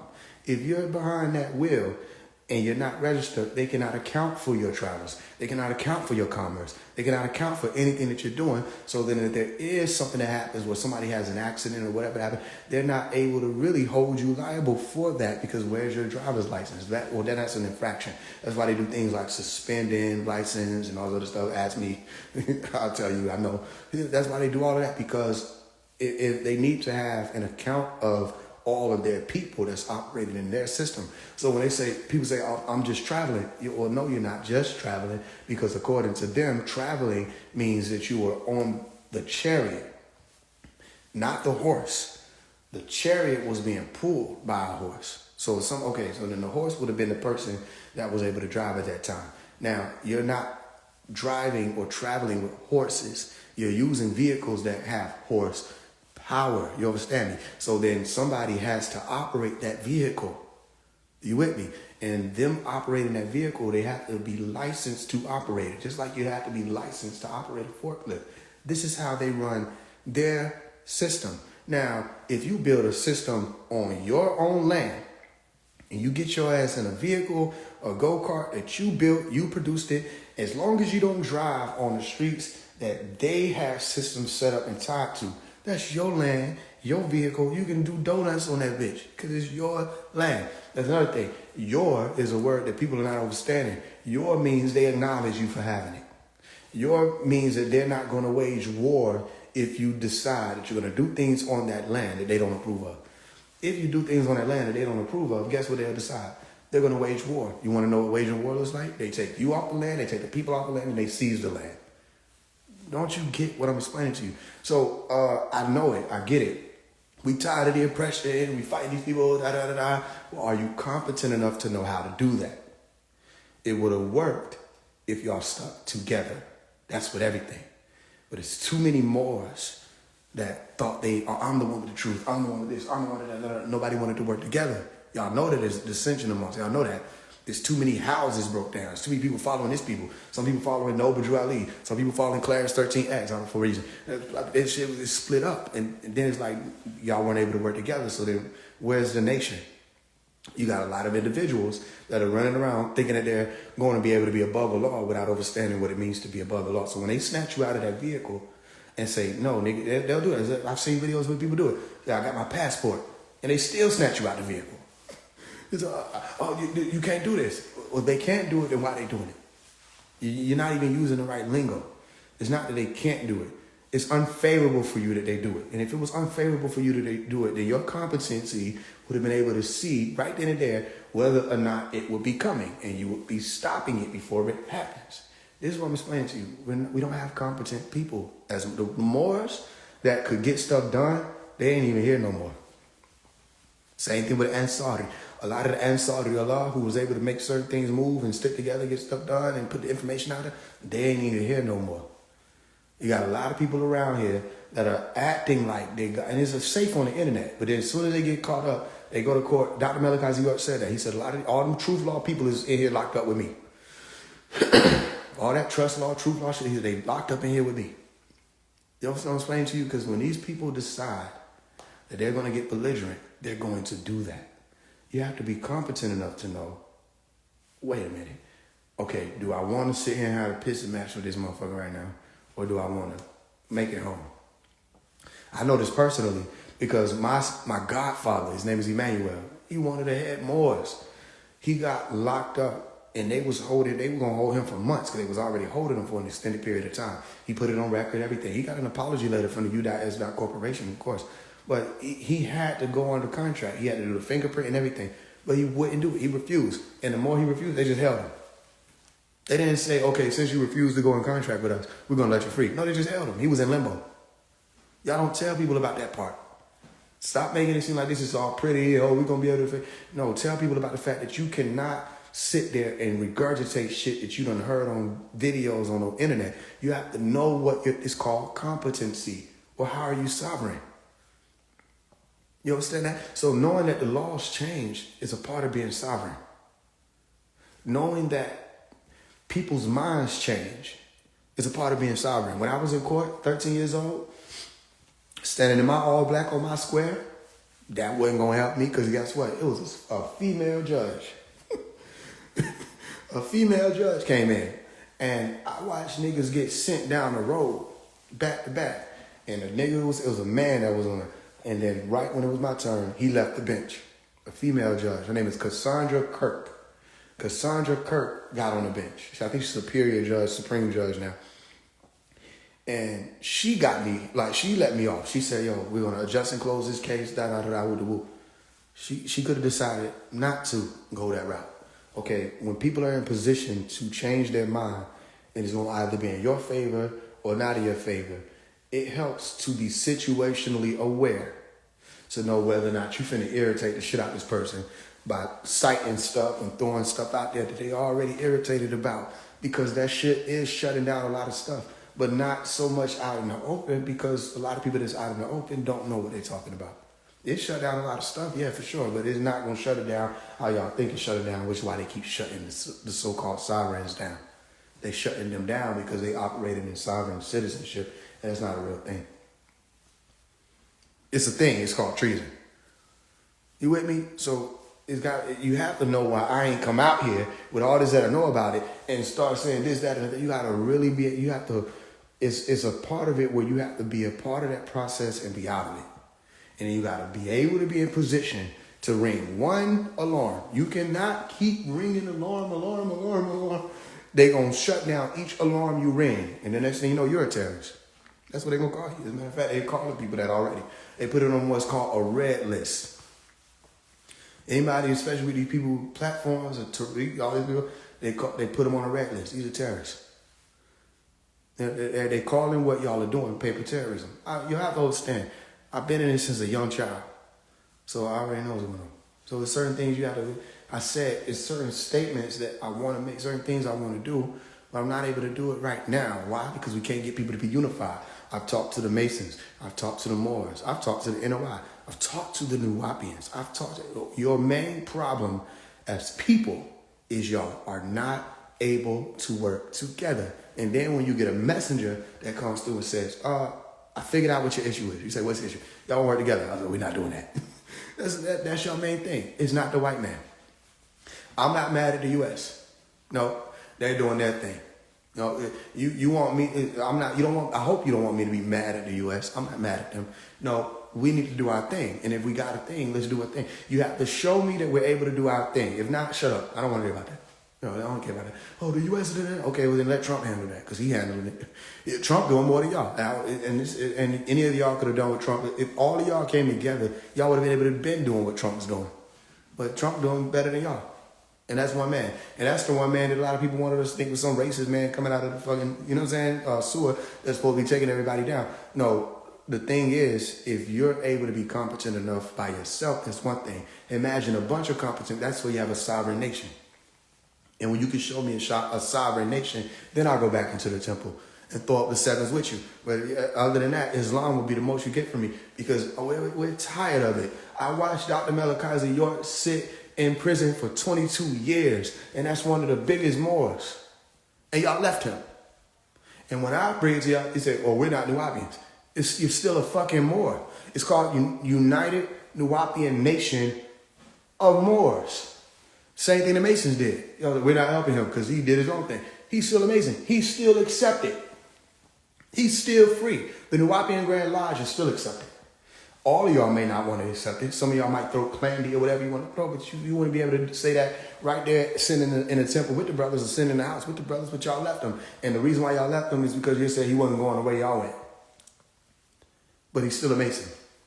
You know what I'm saying? He's still, look at all of these different organizations, or nations, or classifications that he went into, and then nobody come out and help him. And that's the one who helped everybody, showed everybody, and y'all still left him. I seen what y'all do. You know what I mean? But y'all stay throwing out people. Y'all throw out people who, no disrespect, these people done passed away. Y'all throw these names out and say, oh, and this is no disrespect to the nobles, nobody. These people have passed away. They can't say another word to you unless you're in tune enough to be able to pick up on it. They can't say nothing to you. They can't write another word, tittle, piece, nothing. And what y'all do, y'all will venerate them, put them up on a pedestal, and you got people that are living here that were able to do things and put things in motion, gave you your own constitution, all of that. Dr. Malachi York gave us a constitution. I don't know if anybody understands what that means. We have our own constitution, not just our own language. We have our own constitution, our own language. We had our own land. We had everything that we needed. All people had to do was work together. So I don't care what you wear. You can put the tartar bush on, you call it a fast, whatever. You can call yourself this, such and such, and Bay, such as my title, appellation, whatever they have. I know all the tricks and the trades, and I can speak it if I need to. You can do whatever. If your works don't show it, you're not it. If your works don't show it, you're not it. I'm amazing. That's why I don't listen. His brothers was people in one of these chats. One of the brothers said, "Where you hail from?" I said, "Yo, such and such." I said, "Yo, yeah, I don't speak that." I said, "But I put the caution sign, right?" So he messaged me, and I had a conversation with him privately because he took the initiative to come and speak to me out of the light. Let me see what's in you, because some people try to sun you in front of everybody. Stop talking to people about that shit. Some people done heard me say it. Other people, I don't give a damn. I want to see where you at with it. If you need me to say where I'm hailed from in order to see me as a brother, you not my brother. Fuck that. I said right in front of everybody. Fuck Freemasonry. Who the fuck do you think you're dealing with? I'm not some Boy Scout running around with some emblem waiting to be accepted by you. The most Masons I encountered in my life don't know what it's about. They don't even know what it's about. They just walking around what they can tell you. Some of them rusty, depending, because a lot of them elders now. You talk to them, they try to check you and they don't even remember their shit. They never got all their arts, their parts, their points left at home, everything. Some of y'all know what I'm saying, but it's still, just stay with me. They don't know what they talking about. Most of them forgot their damn Obi. You got to recite the Obi for them, with them. You know what I'm saying? I understand. You found something, you want to be a part of it. It made a lot of people better men. That's what we think. And then we don't have the works to show for it. We got a community full of Masons and the streets is torn down. We got a community full of Masons, and y'all can gather on Selma. I was there 2015, Bloody Sunday, we was all there, right? I was a young dude then, to show you where I was at. Y'all can gather there, y'all can do parades and show us you put on your badges still, you still there. And then you got crime rate up in your community. You got people with their lights off, people hungry, people people on the corner, and y'all ride past and you beat the horn 3 times and you throw up the L, and I'll be right there and I'll see you too. Okay, cool. So what about what's going on in our community and y'all Masons? And it's Masons in every neighborhood, and this shit is torn apart. It's not real. It's not real. It's TV. Y'all, I hope you don't want me to say, I saw you, I walked through all of it. Rosicrucian, all of that. If we're not able to show the works, then we're not that. Part of being a Mason is to build up your community. A part of being a Mason, even an Eastern Star, it's about your deeds. So I've got Eastern Star running around here, and they talking trash about the women in their community. I thought you was your sister's keeper. It's not talking trash about the woman on the corner. How about I help her? It's enough for y'all meet, y'all do the thing. Your dudes, okay, help with that. It's a lot of things that be done. So my thing is, people say, well, what are you doing? I say, I walked around and seen what was going on with things that was people were saying was in position to help us, and I found out they weren't. That's what I did. So then you asking me to do what these people are doing, and they're doing TV. You want me to put on a demonstration? You don't think I can do that? I can go right now and be like, everybody meet me in Centennial Park on Sunday, March 17th. You know how many people will be there? It's a lot of people. That should be packed. And it would be right there. Haters and all. Killers and all. People there to kill me. People there to see me, hug me, love me. Or we'll be all there. We'll put on a demonstration and we'll salute to the cameras and everybody go home. Then what changed? You want me to NAACP? That what you want me to do? You know what I'm saying? Okay, and other people. One, I think it was my son General, was like, yo, people trying to convince y'all that the people that's actually doing the work, so they use these conspiracy theories trying to convince you people that's actually doing the work ain't doing nothing. And then every time they turn around, they telling y'all we ain't did nothing. Meaning us as a people, we ain't even did nothing. Because they trying to tell you you're oppressed. And we ain't went nowhere, we still oppressed. They trying to tell you we victims. And we ain't went nowhere, we still victims. They trying to tell you we still slaves. We ain't went nowhere, we still enslaved. So then what are they doing? And then you see what they're doing. It's TV. It's more television. And you can tell me your vision, I'll listen. But the more you sit there and tell me the vision of the food, and I'm still hungry, I'm not getting no food. I'm telling you, nigga, the sandwich shit, when that shit get here, that shit gonna be good. How many people order food, talked about the food orders was on the way? Some of y'all got big bags. I got a big bag.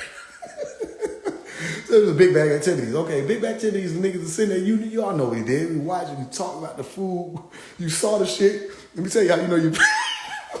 Some of y'all don't want to admit that your back kind of wide. It's a little wide. I'm not saying that mine is slim. This is mine wide enough. I walk past the mirror and see my shit was big enough to categorize myself as kind of big back, medium size spine. You know what I'm saying? So I mean, let me tell you how you know. Some of y'all don't want to know this, so just log off if you never wanted to know your back was big. If you would ask, is my back big? Let me tell you how you know. If you watch the food, go through that little maze in the city, and you say, that motherfucker almost here.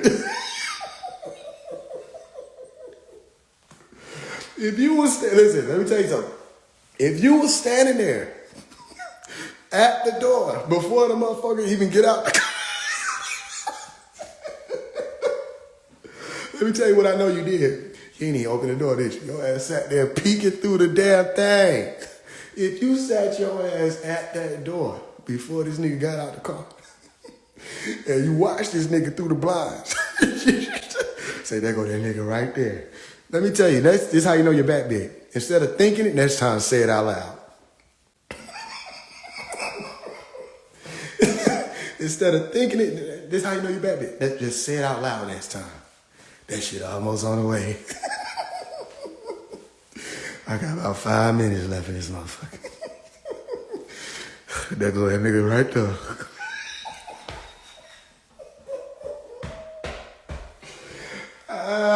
Some of y'all just find out y'all back big. And fuck, try to tell you something. Shit, you know what I'm saying? Telling you. So that's a vision like a motherfucker, ain't it? Say that shit on the way. You be mad as hell. Some of y'all experience this shit too. That shit didn't never come. Let me tell you what motherfucker did to me one time. Motherfucker came and delivered air. And they were like, shit, your food wasn't there. I said, so we got a little bit of an issue. Why the fuck you still came to my house? They're like, well, we got a job to do, so we still gotta complete our trip. Cause you trying to still get paid off some shit. You ain't even fucking brain me, nigga. You know what I'm saying? If you ever got mad over food, back big. But my point is, let a motherfucker tell you a vision. Is that gonna feed you? You still hungry. And they've been telling you the ingredients for reparations since before you were born. Your first memory was motherfucker telling you, yeah, nigga, it's lathered with freedom. They sprinkled some liberty on there, nigga, when it get here, and you just still sitting there hungry. Stomach touching your back. That's what happens when you ain't have food. Stomach touching your back. You hungry. And the shit still ain't showed up. And I'm telling you, they're just telling you a vision. So no, I'm not able to do what they're doing because that's all they do. No. If I can point out certain things to save people some time, I'm going to do that. You can call it hating. You can call it just talking. Whatever you call it. You responding to some shit I'm doing. I don't even know you. You just somebody that's just walking past. You swatting at the air. You're still responding to something that I'm doing. It's making impact enough that it matters to you. Negative response or positive response.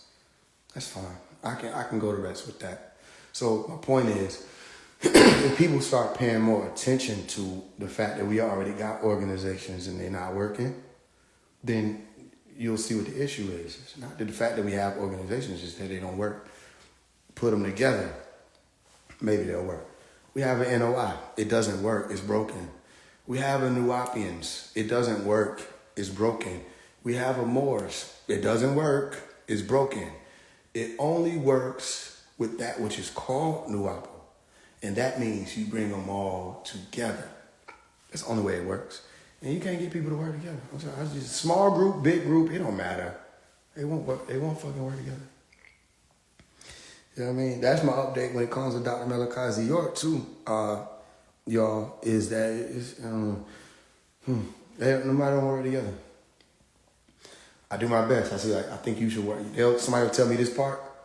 I'll be like, okay, that part, I know another person that's doing the other side of that. So when you bring them together, that's gonna cause this to work. Y'all should work together. They'll be like, that's not happening. And I'm talking about people that's been around. They'll be like, it's not happening. I'm like, I don't get it. Okay, I've shown over and over again that I'm willing to work with people that I do not fuck with. I did it in front of y'all. And y'all have seen me go and talk to some of every damn body. And the main thing is we cannot get these people to work together. You know what I'm saying? That's why it's got to be something else that happens because Pop can't be waiting on them to work together. He can't be because they're not doing that. They're not with it. They don't want to do that. And every time Pops is speaking, he's saying stuff like, yo, time is of the essence. You know what I'm saying? These people lied about this, da-da-da-da. We got to get this together. We already know that, da-da-da-da-da. That's what he's saying. And it's down to the last pieces. And I'm like, Pop, they not working. They don't want to do it. And that's how he wants to come home through his people coming together to make it happen. That's how he want to come home. And I don't fault him for that because this is his life. He wants to come home that way. He doesn't, from what I've been told, he doesn't want time served. He doesn't want a pardon. You know what I mean? It's just, and I heard him say, not heard, but I read him saying that. He don't want no time served. He basically was like, fuck that. He was like, that ain't gonna get our stuff back, da-da-da-da. So it's stuff that I'm able to see and have been able to see up to this point that I could say, yeah, he don't want to come that way. And that makes sense to me. So a lot of people may be looking at it as like, okay, he can walk out. I'm telling you, he can come out of there right now. But he don't want to come out how they saying it. You know what I'm saying? Like how we get no, because then he just out here and then time served is like slap on the wrist. They still saying you're guilty. You know what I mean? They're still saying you did these things. So this should be something for you to think of, especially for those of y'all who think, oh, he's guilty, da-da-da-da. Anybody who just in that seat, they be trying to come home. You know what I'm saying? Especially you already done 22 years. You just be trying to come home. You don't care about nothing else. Fuck that. All right, I'm going to take the deal. He's still like, no, y'all full of shit. I want my stuff back. You lied. Da-da-da-da. I'm still suing. And he's fighting it. So there's a lot of that going on. This is the only unfortunate part about what's happening in the grave is that they won't work together. Okay? The good part about it is if it were up to them, that'd be an issue. It's not up to them. Ultimately, when you're in this type of seat, you got to make your own decisions at times. You know what I mean? Sometimes you got to stir things up yourself. And one thing I'm good for is stirring things up. I'll tell you one thing. I talked to somebody today that ain't nobody ever talked to. And all I'm going to say is after that conversation, it just helped me to see more about like why all this happened, how it happened. And I asked him while I was talking to him, I said, yo, you mean to tell me nobody came to talk to you in 22 years to ask you any of this shit that somebody who was 3 years old when he was locked up is asking you? And they was like, no, nobody came. And we had a talk. And this is the person that I'm talking about. Y'all were like, y'all, if I told you, I'd be like, wow. Because ain't nobody fucking talk to them. And I'm like, and I told my wife, I'm like, yo, I'm going to have to talk to this person one day. I said, I already know I'm going to speak to them. And I talked to them. And I know why nobody would have been able to do that. Because they're not Nuwaubians. Only a Nuwaubian could do that. Because a Nuwaubian has to be able to stand in the center. Can you go and knock on the devil door? You know what I mean? Not necessarily calling the person the devil. I'm saying, can you do that? Can you knock on the devil door and be like, yo, and the devil will open up the door and you walk in. And y'all sit at the table, y'all talk, and you walk away. Other motherfuckers be standing out there in the yard saying, what happened? What happened? What happened? Why the fuck was you scared of? They talk to them. You know what I'm saying? And I got more people to talk to that's on the other side of that line. For example, everybody they told me I couldn't talk to. So I'm about to go over there and talk and see what's going on with this, see what's going on with that. And then you start figuring more things out and why they don't want you to talk to certain people because they're like, oh shit, it implicates a lot of people. A lot of people implicated in a lot of shit. So I done stopped just talking to the Nuwaubians, if y'all can hear me and read between the lines. I done went over there and started talking to people that don't like the Nuwaubians. I done went over there and started talking to motherfuckers who they don't want them out. And can't nobody else the fuck do that because ain't nobody else. They're not using Nuwaubu. When you use Nuwaubu, it leads you to be able to do that. And I walked away with more clarity with what's going on than I had in months. So I know I was supposed to do that. I know I was supposed to. People been looking in the wrong place. And it don't even make sense. I'm like, yo, I'm 26. I was 3 years old. How are these people that was adults? How they don't have nothing to show for it? It don't even add up. Well, it was clear to me and it was being expressed. It was more focused on rhetoric and who to blame and all that. They want to focus on getting him out. And that makes sense when I come around now they intimidated. You know what I mean? I'm gonna tell you how I know they're intimidated, because after the cameras go off, they don't talk how they talk on camera to y'all.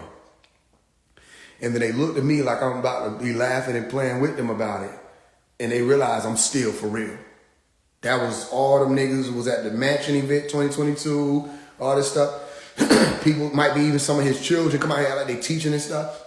When them cameras come off, it's this thing, right? Where it's like, it's supposed to be like, you people stupid, we run a game on them. And they look at me and they kind of do me like elbow notch, and I don't elbow back. They're like, what? And then they fucked up already, because you already let me see you switch. I say, damn, so this ain't real. Well, we all, no, we not all. You feel me? So there's a lot of that been going on too. So you really got to peel the layer back on this shit and see what's going on. There's too many people that's supposed to be wise. This is a message to the Nuwapians. Y'all supposed to be the ones. I don't even want to call you cream of the crop, because that's a weird kind of statement, especially now. You're supposed to be wise and wax wise and wisdom, and you're supposed to be the ones who the top of the top, and the right knowledge, the right wisdom, right over. That's how you're supposed to be moving. That's what we are. And I can honestly answer and say to y'all that the Nuwapians never lived up to their name. Ever.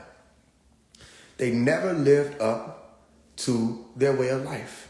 And notice when I say we, and notice when I say they. And that's what Pops was saying. I wish I could have another device. I'll show y'all something. Because he was saying a lot of people don't want him out. He said because when he come out, he's going to enforce Wu Nuwu or Nuwapu. He said, and they're not really living that. So they don't want him out. He come out, he going to make sure everybody living by that. And how you going to be able to be around if you ain't living like that? And it's going to be a shocker trying to get back acquainted with that lifestyle. You ain't been living that lifestyle. You've been out here Babylonian. And that's what people have been doing. So I get all of the different angles of it. Y'all ain't live up to y'all name. You want me to be a proud Nuwapian? Tell me what it is. Show me what it is. Fuck that. You want me to be a proud Nuwapian? Show me what it is. Okay. Who back? Bullshit. That ain't Nuwapian. I seen devils say that. I heard devils say that my whole life. Hadouts are shug. Or it's not shug, it's shook. It don't fucking matter if it's a Q or a G. You don't got it. How about start with the English rendition? So what does it mean, divine love? Okay, point out in the community and show me that. If not, be quiet. You see? So this is how you know it's the real deal. I'm not biased. I don't give a fuck who nobody is or what they claim to be. If you're not showing up like that, you're not showing up like that. You have to show me Nuwapu. I know it works. I've seen it. I've used it. You have to show me that we got that out here. If not, all you gotta do is you show me people dressing up. I go to the bookstores, I see people in attire. And that's tiring to see. I see people looking at me and say, where's your costume? I say, that's the fucking problem. I don't have one. You know what costumes are for? The theater. I don't have a costume. You know what I mean? Where's your top hat? This is not I'm not on stage. I didn't know y'all were, but I'm not on stage. That's why you don't see me walking around dressing the part or looking the part. People say, oh, he wants to look like a leader in front of people. He want to look good. I said, that's the problem. You think I want to look this or look that. No, the strive is to be it. And being comes with the works. You know, on Halloween, there's going to be a lot of people that's going to look the part. Somebody put on an officer costume. Does that make them an officer? Does that make them a police officer because they put on a costume? You know how many people get in trouble for that and have gotten in trouble for that? For putting on a police officer uniform and they got caught for impersonation? And they don't play about that shit. And two groups of people that don't play about that shit the most is the police officers and the military, the army. They don't play that shit. They see that shit from down the street, nigga. They see your how many patches, whatever the fuck, the rank are. They see that shit from down the street. Don't play that. Hold on, what is that? And they will snatch that shit off you. They'll turn you in. You with me? So they don't play the impersonation shit. So it's a lot of people that gonna put on a costume. That's what people do. Notice, my whole thing since y'all met me and before y'all met me has been free Dr. Malachi Z. York. Where are my friends? Where's my family? They tried to convince people that I was sent into the conscious community to separate everybody. Yet you check my track record and I've been telling everybody to come together. They've convinced you yet again, some of y'all, that I'm the issue when I've been saying we have a solution that if everybody can understand that this is the solution, we win. I became the problem. Notice though, everybody who tried to make me the problem, they ain't want to stand. They blocked me. They disappeared. They ran. Okay, so where they at? Whoever said I was a problem, causing negative, why they ain't get rid of me? Why I got rid of them? Think of what I'm asking you. Whoever said I was a problem, why they ain't just get rid of me? You should be prepared to get rid of a problem. Exterminate me. Get rid of me. If I'm the issue, why they run? You know what I mean? Okay, these are your leaders. Right? You see a rat in the house. You go get these niggas. I'm a rat, right? You go get these niggas. They come and they run too. Now you just left with the rat. Was I the rat? Was I the rat? Was I the rat? Do y'all understand what I'm saying to you? If there's a problem, you get rid of it. Simple. You handle it like it's a problem. It doesn't even mean necessarily getting rid of the person.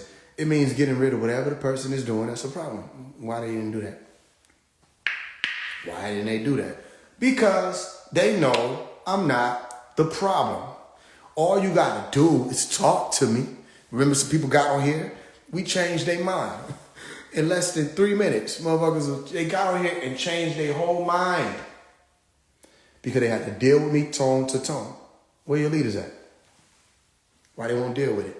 Just deal with me tone to tone. Y'all see me out here, right? Let me tell you what happens. Oh, celebrities DM me. You just don't see me doing what people do, which is post that shit and be, oh, look at this shit. All kinds of celebrities just messaging me behind the scenes. Now, I want you to think about this. And I want you to think about this real hard to understand why I'm moving how I'm moving. Name one celebrity. One. Uno. Wahid. Name one celebrity that you see standing with me. I'm not talking about liking a post. I'm not talking about resharing one. I'm not talking about leaving a comment with strong arms and prayer hands. Name one celebrity that you see standing with me. Standing with me. That's it. That's all I'm saying.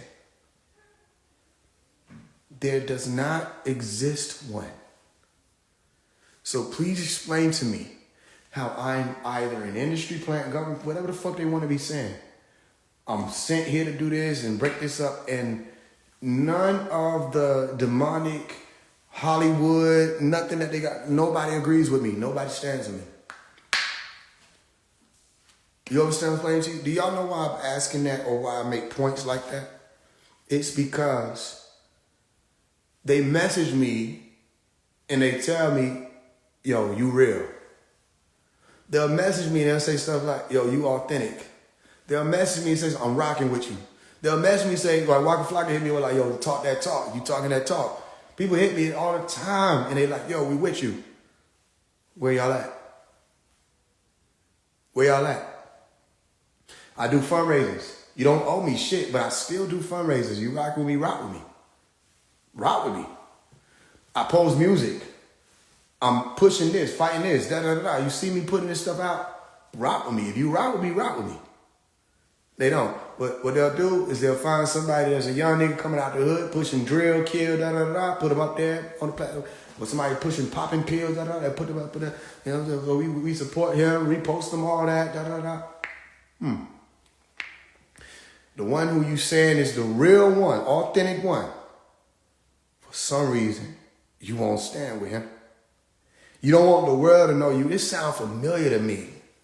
Y'all did this to somebody. His name is Dr. Malachi York. They was like that with him. And they still like that with him. That's why I gotta tell y'all certain people was there. They don't come out and say that. They removed that whole part of their story. Whether you agree with how things went, whatever the fuck, you rocking with them or not, that's still a part of your story. They will resort to removing it from their story. You see how serious it is? They don't even want people to know it was a part of it. You with me? So, Omari, phase 1. Out here, in this world y'all see me in, I'm by myself. So when you see me coming out how I gotta come out, I don't know if y'all think, do anybody think I really got an issue with, like, okay, when people like Lil Baby, you think I got an issue with him? No, it could have been anybody. I said it could have been anybody. I've been saying that. When people are stars and people's attention is going in these directions and we're doing our best to get people's attention on the right thing, we will pull these names forward so people can look over here and see the right thing. That should be clear. That don't mean I got an issue with this particular person. And we're not afraid of anything. I'm just saying, if you really read it, there's not an issue with the people. It's an issue with what they're doing and the fact that what they're doing has influenced other people to do more of these things, and also people's attention being brought over there, and they're missing out on what they can have their attention on that's going to help them, not hurt them. Okay, so I thought everybody was real. If you a real nigga, phase 1 cannot be upsetting you. There's no way. You notice most of what they call clout chasing of mine is me asking questions.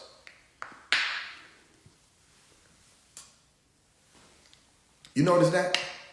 Me asking questions is what they call clout chase. Me bringing things out that people ain't paying no attention to for people to look at, they call it clout chase. Everything is being falling at.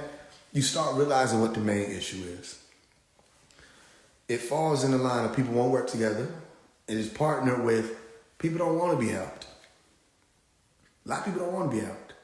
They're like, nigga, why the fuck? This is what they mean by, oh yeah, you trying to wake people up, right? Let me get this off of here. I want to walk around. They say you want to wake people up, right? Okay. So then the same people you trying to wake up, they're tethered into the machine, and they will fight you to defend the machine. This is reality. This is what we deal with. I was taught in Nuwapu, if what you're saying is true, it's gonna stand up, right? Okay. If I was clout chasing against Rashad Jamal, it don't matter if that nigga was on Mars. If he can get words to y'all, he would have fought me to tooth and nail. If I was an enemy that was coming up against right knowledge and Rashad Jamal was the one who had it, he would have fought me to tooth and nail. He would have never run. That's how this goes. Let me tell you how you know. Because that's what the fuck I do. It don't matter who it is. You're not going to be able to just say some shit. Especially people watching you say some shit. I'm going to be right there. You know what I mean? That'll be my scene in the movie where you see the nigga that get up and you didn't know he was in the crowd. That's going to be my one-liner. That'll be all. Nigga stand up. Everybody say, oh shit, mumbling and shit. That'll be my scene. That'll be all. Oh shit. We've had enough. That would have been my scene. I'm trying to tell you. So what the fuck you nigga running to? 19 keys. Oh, he's just negative. He's a negative person. Oh, man. I almost said something. All I'm saying is, okay, if it's really that, then why y'all running? What y'all scared of? If you got the truth, it should stand up. Damn. I get it, though. I do get it. Because this is shit. It was like this before I was even born. Brothers who was in Nuwapu, niggas didn't want nothing with us. I'm telling you. They didn't want nothing with us. So now I'm older, I get to see what y'all were going through. And y'all were worse than me. I'm like, shit, I'm a lightweight compared to what was going on. I know better. I ain't as heavy as you think I am. If you would have known what them Ansari and the rest of the people came with, oh yeah, you wouldn't think I'm heavy. If you would have known what the young disciples could do to a nigga in 30 seconds, please, you wouldn't think I was heavy. I'm telling you, I'm lightweight and they don't want none. They don't want none. Shit, nigga. Trying to tell you something. So I get it. Y'all, all I'm saying, I ain't went nowhere. I ain't run. Niggas done served me with papers. Niggas done subpoenaed me, all kind of shit. And I'm still right here. I ain't went nowhere. I ain't ran. Where they go? All you gotta do is look around. You know what I'm saying? So all I'm saying is look at the truth. If the truth can stand up, it will stand up. I don't want people to feel like my goal is to disrespect like the Moors, NOI, Masons, anything like that. Also, I don't want people to think like my goal is to critique everybody and do nothing. However, my goal is to speak the truth. I can be building some shit and still talk. Who the fuck said we gotta just shut up and work? Who the hell you talking to? I can still the fuck run my mouth and be building some shit. All right, while I'm building this shit, let me tell you something. That don't work. You can put suits and bow ties on all day and night. And we respect it because it's clean. You can sell us the bean pies, fruit, the final call, fruit cups, all that. We respect it. Bean pie is great. And that's no disrespect. Shit is great. I was the main one pull up and like buying the shit. I remember the same nigga didn't have no hair. He walk up skinny nigga. And he say the same thing. Salam alaikum. And give me the shit. It was good. They never went into the hood. They stayed right there where business run through. But I've never seen them niggas cross that threshold of Adair Park, Venetian Hill, Oakland City, none of that. They stayed right there where everybody comes to at the mall. And I noticed that at 16, 17, I said, this is a business. This shit is made to look a certain way. So it's when you're talking about fixing issues, it takes more presence. And I don't think that it never existed. I think that what we're left with is a lot of neutralized movements that are functioning like those realms that suffered incursions in the Doctor Strange Multiverse of Madness movie.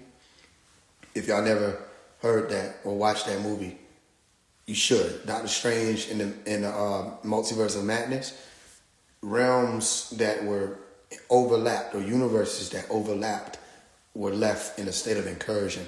And it means that shit was incomplete. You saw headlights and taillights moving through the streets with no cars and shit like that. Stuff was fucked up. That's what this stuff looks like. Each of these movements look like oblivion to me. So it's not even really movement. That means they were neutralized. I think at one point in time, the NOI was in position to do great things, and they were doing great things. Same with Ansarullah, Nuwapians, all of that. The Masons, all of that. Even religions, Christians, Muslims, all of that.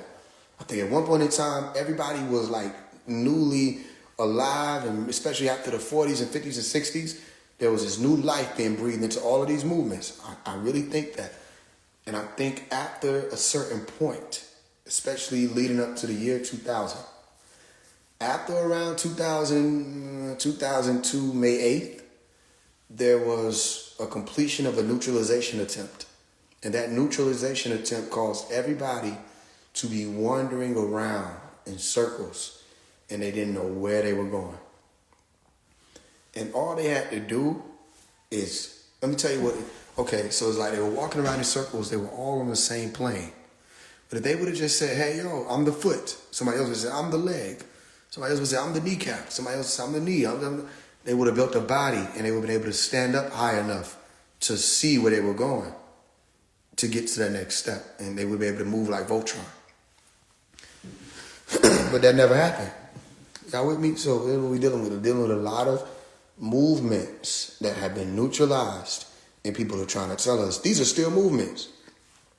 You'll see them taking pictures in the hood. You're just taking pictures in the hood. That's not changing the hood. You can't take a picture in the hood and then say it changed. You got to live there. And by live there, you got an organization, then your soldiers. That's why I said in the letter to Farrakhan, I said, I want to see fruit on every block, or what them soldiers for. Then you had Nation of Islam and Fruit of Islam members messaging me saying, yo, we do be out in the hood. Where? When you out in, listen, okay, let me tell you an example of who out in the hood. The young niggas. We know the young niggas out in the hood. They everywhere. The young niggas out in the neighborhoods they don't even live in. The suburban people look out their blind and say, why the fuck is this? It ain't even snow out here. The fuck is all these ski masks? You know what I'm saying? The young niggas is everywhere. If you don't have a presence like the young niggas do, then you ain't out here. We should not only see you when it's time to sell us a product. We want to see you. This is what I'm telling you. We would like to see the presence of the NOI as heavy as it was when George Floyd situation was going on. You know what I mean? When we walked outside and we saw the NFAC, they call themselves the Not Fucking Around community or committee. When we saw them, a lot of people thought, oh, this is great. But they went to Stone Mountain and they put on a demonstration. But them niggas went home. Big guns and all. Didn't shoot nobody. I ain't saying they were supposed to. I'm just saying it was just a demonstration. They said, oh, the KKK having a meeting up here, so we're going to go up here. And do what? Make sure you bring the cameras. For what? The cameras were there to show niggas standing out there in all black with guns. And they didn't do shit. And then it's like, so I guess the KKK don't meet there no more. Let me tell you what a real movement would have been. You going there every damn day. Every day they have a meeting. You right there. It's all jokes. It's TV. I said, how they not fucking... It looked like they kind of fucking around a little bit. Y'all fucked around a little bit. Because you just went out there one day and next thing you know, we never seen them niggas again. Has anybody ever seen the NFAC again after that day? Ever. Exactly. Some of y'all didn't even notice that shit. You ain't seen them niggas ever again. Remember? And I ain't gonna just come at them. Hey, brothers and sisters, y'all get ready. I'm about to say something about y'all too. Y'all niggas tied y'all flag. I was right there in the front with Pastor Troy. Y'all tied y'all flag together. One day. We ain't never seen that shit again. We have never seen that again. Y'all went home and got right back to banging on one another. Some of y'all banging domestically. See what I'm saying? Renegade. And we never saw it again. Am I wrong? You hate me that much? You know what I'm saying? They're going to pull the trigger because I'm saying some shit that everybody know is true, but don't nobody want to say it. You hear me? Yeah. Y'all went right back to banging on one another. And then it's like, okay, I don't know who want to be honest. Okay, but I will. Because I have to. Because ain't nobody else going to do.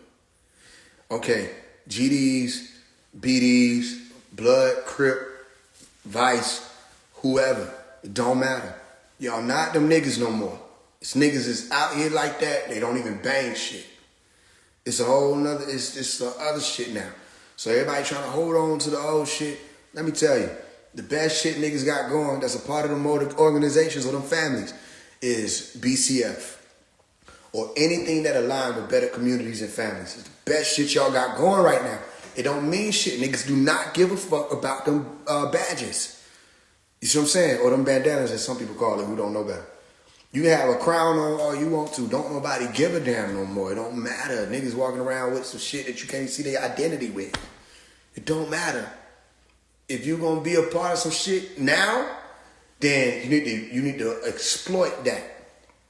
You feel what I'm saying? You need to capitalize off it, meaning in a good way.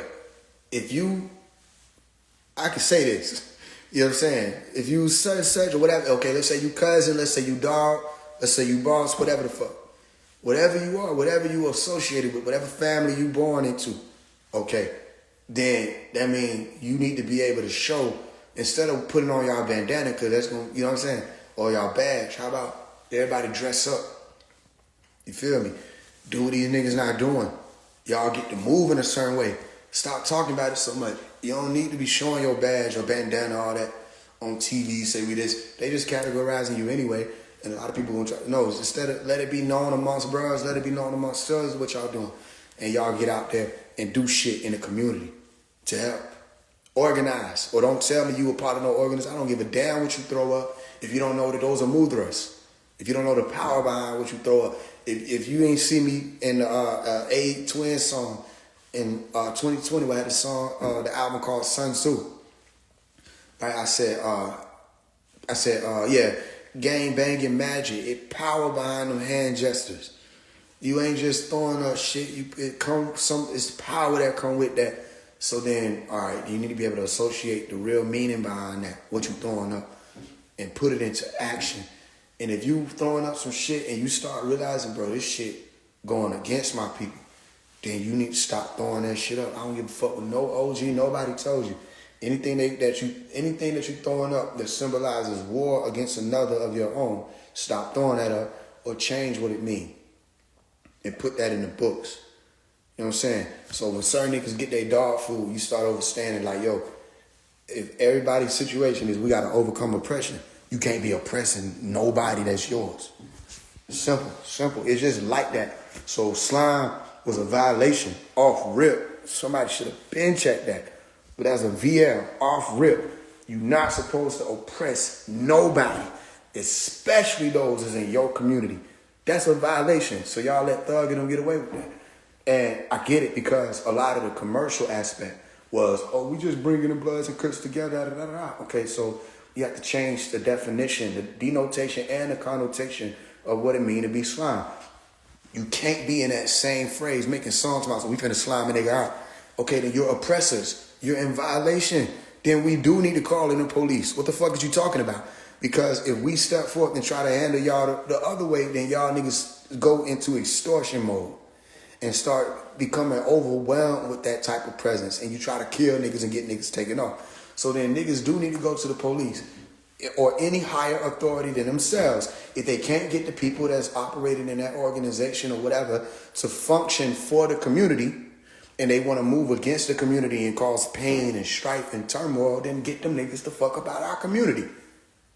We don't have no, like, if you listen to my song To the Fans, it should be on YouTube. I said something along the lines of that, saying if Thug or Jeffrey could get his organization in order enough to start doing shit that help, we don't have nothing negative to say about his shit. We'll support it. We don't give a damn what y'all calling yourself. Make sure that the denotation match. You feel what I'm saying? The action.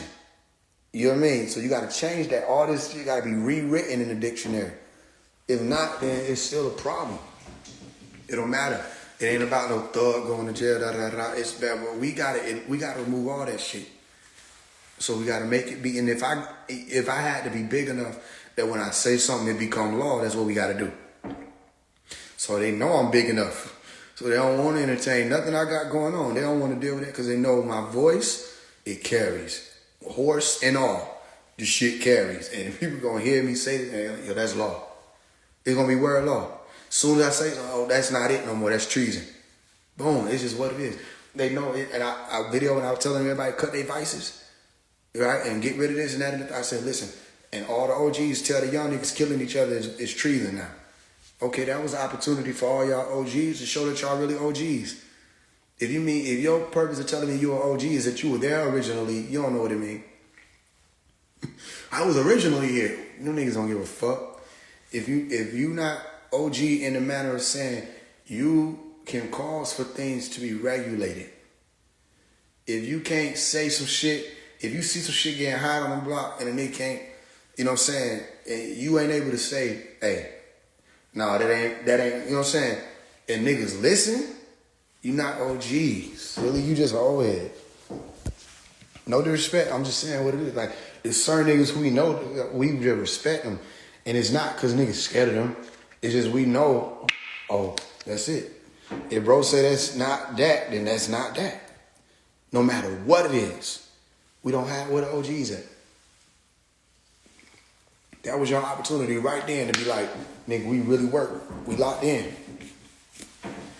Other than that, man, y'all let Hollywood take y'all shit. Y'all lame. How you gonna let these folks take y'all shit? You got these Hollywood movies trying to tell us what this shit is. Y'all let them niggas take y'all shit. Take y'all shit back. You know what I'm saying? Why? Why the fuck? We don't need boys, no disrespect to the movie theaters and shit, but why the fuck do we need boys in the hood? Alright? Why they want to keep showing us, every time you see a movie about some gang shit, it's always niggas killing each other and shit. You know what I'm saying? It's always death and murder and, you know what I mean? It's always robberies and shootouts, and that's not, you know what I mean? So y'all let these folks take y'all shit. I'm telling y'all, stand up.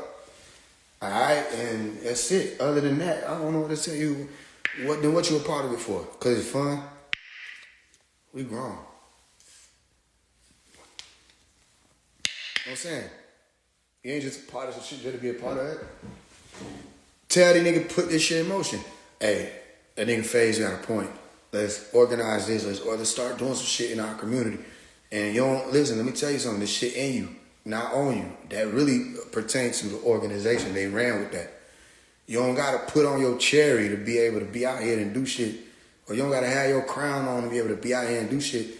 Just get up with the niggas and get up with the niggas, and make shit happen. Simple. That what Nipsey was on. Nipsey was on that. And, you know, you see how they got rid of him. So you know there's an issue.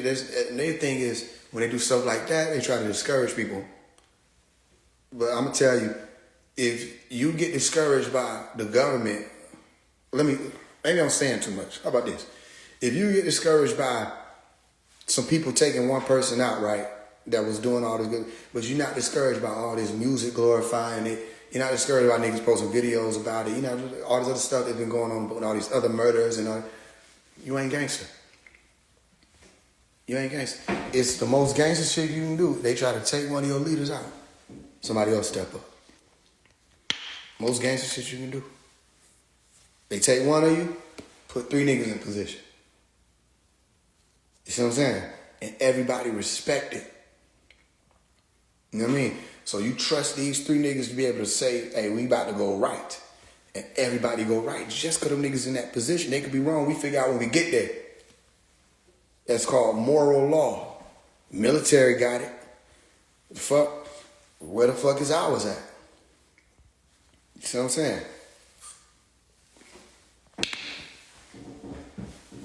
You got to let go of that animalistic mentality. It ain't going to get us nowhere. They take one, put 3 niggas in position. Boom. There you go.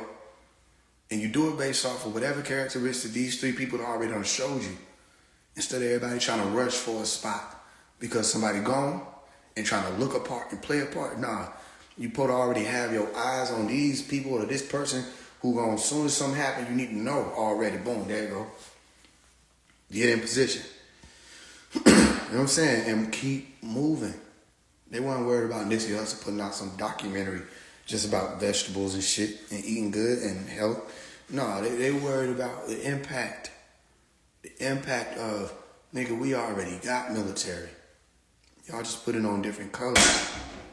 When everybody put on that same color, you get what I'm explaining to you. Y'all just got different colors. And as long as you do the history, you start understanding like, okay, this is our history. You feel me? The history started with where we tired of this. We tired of being oppressed. They go to history.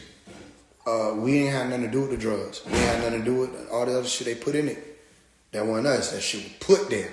They go to history. All right, so once you know the history, then what y'all doing? So I'm saying, I love to see. I was one of the ones who orchestrated it.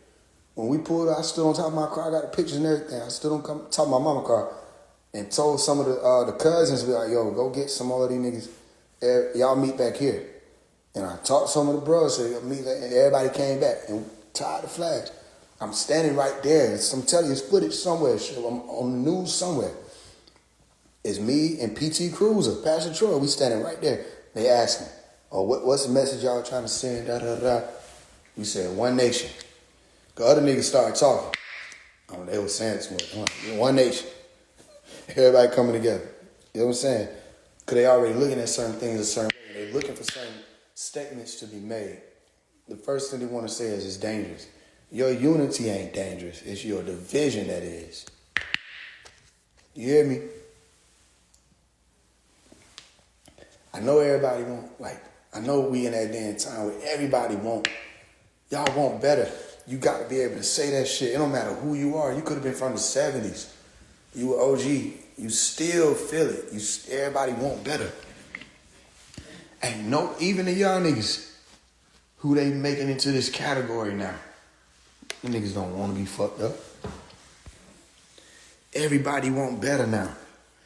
They see it, they trying to get it another way. Niggas don't want to be on that. You know what I'm saying? So now is the best time to grab it.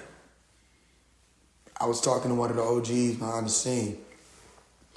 I'm like, I don't know if I need to do such and such, you know what I mean? Just for nigga to be like, okay, let's listen to this man. And he was like, nah, I don't do that. Just be like that. And you know what I'm saying? And that'll help you be able to reach more anyway. So I'm like, okay, bet.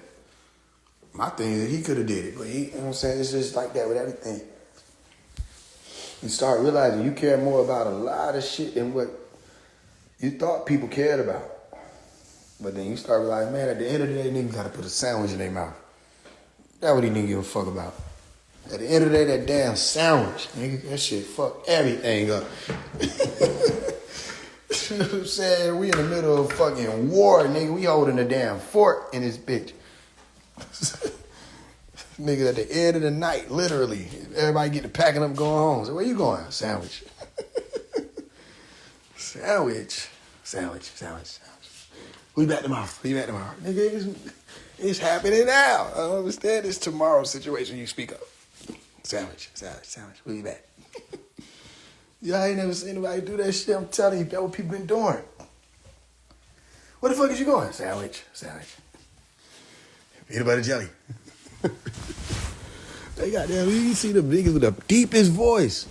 And they still gotta eat that sandwich. You know what I'm saying? So I get that. And I'm not stupid. I'm not green. Like, I know. I'm just saying, man, fuck all that. It's we gotta say how it is. Like, nah, you lying. You lying if you saying we can't do this shit. I know we can. I know we can. I've been around the most killers. The killers. Yeah, I've been the most. I've been around. Don't take my shit. I've been around the most killers. I've been around the killers, nigga.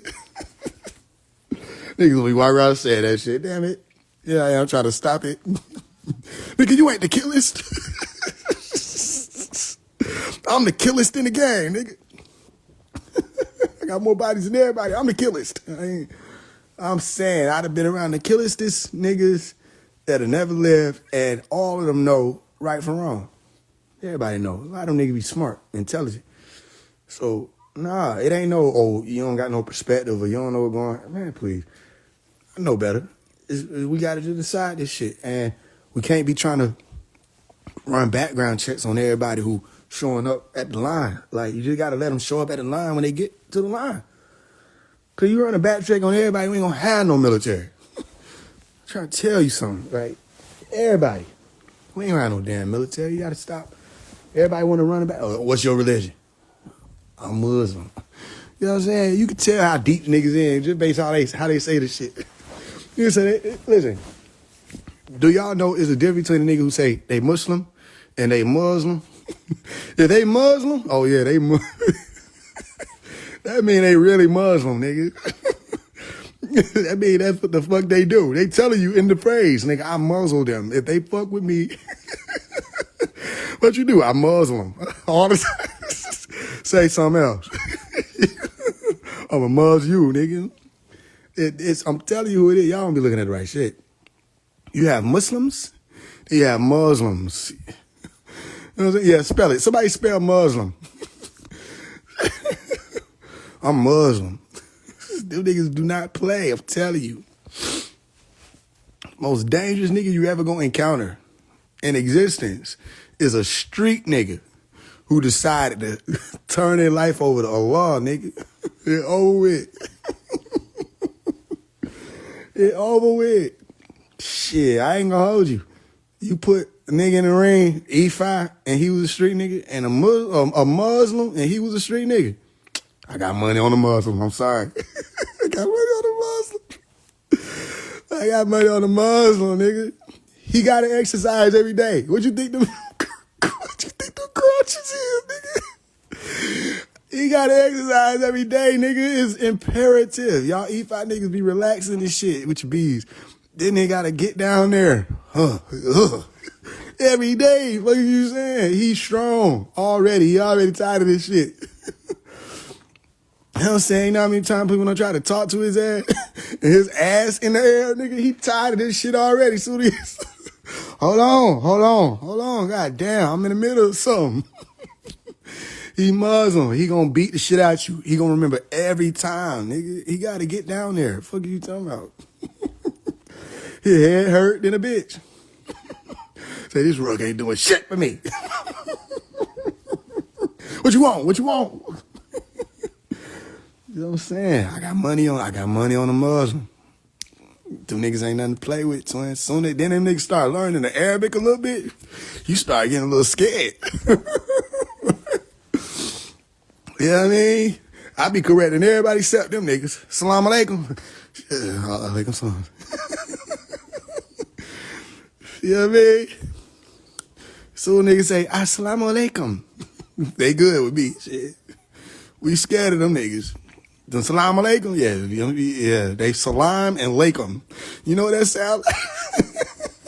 We got niggas who Muslim and we got the niggas who slime and alaikum. Dude, whatever you think I'm saying is what is what they do, nigga. That's their greeting, nigga. They tell you what they do from the jump. Muslim, salam and alaikum. Fuck around, you gonna find out. Niggas say they slime you and put your ass in the lake. Y'all don't be hearing the right shit. Trying to tell you something. Put them two niggas in the ring. Muslim getting busy. Get over with. You don't know them niggas going, listen, they going to penitentiary. Them niggas, what the first, do them niggas be like, where the E5 niggas at? Quick. No, niggas be like, where the Muslims at? Quick. Them niggas run over there, they give them a sheet, hide me, nigga. That way I think they be wearing thobes. No, them niggas, they'll be sheets. They cut a little hole to put their head through. Telling you some shit. Hide me quick. They come out with them fucking, I'm trying to tell you, them niggas go in there for protection. They don't run the E5. They run to the Muslims. I'm trying to tell you some shit, y'all ain't hearing me. Shit. We need them niggas. Y'all talk shit if y'all want to. We need them. Them niggas ain't nothing to play with. Shit. Let me ask you a question. It's time to go to war. And you got 2 buildings to go run into and grab some niggas. You got a church and you got a mosque. Okay, I don't even got to finish that, do I? Some of y'all heard church and thought all hope was lost, nigga.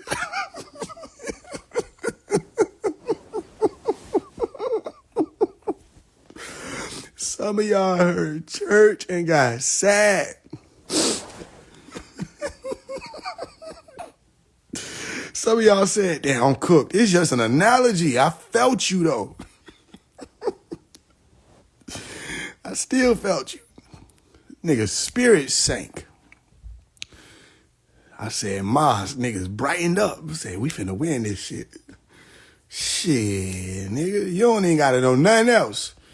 All you gotta know is the war call, nigga. Shit, nigga. Let me tell you how these niggas, you don't want to fuck with them niggas because before they go to war, they just start shouting out their creator, nigga. They don't ask the nigga for shit. You know what I mean? Christians go to war, they say, God help us. God's on, man, damn. Because they always asking for shit.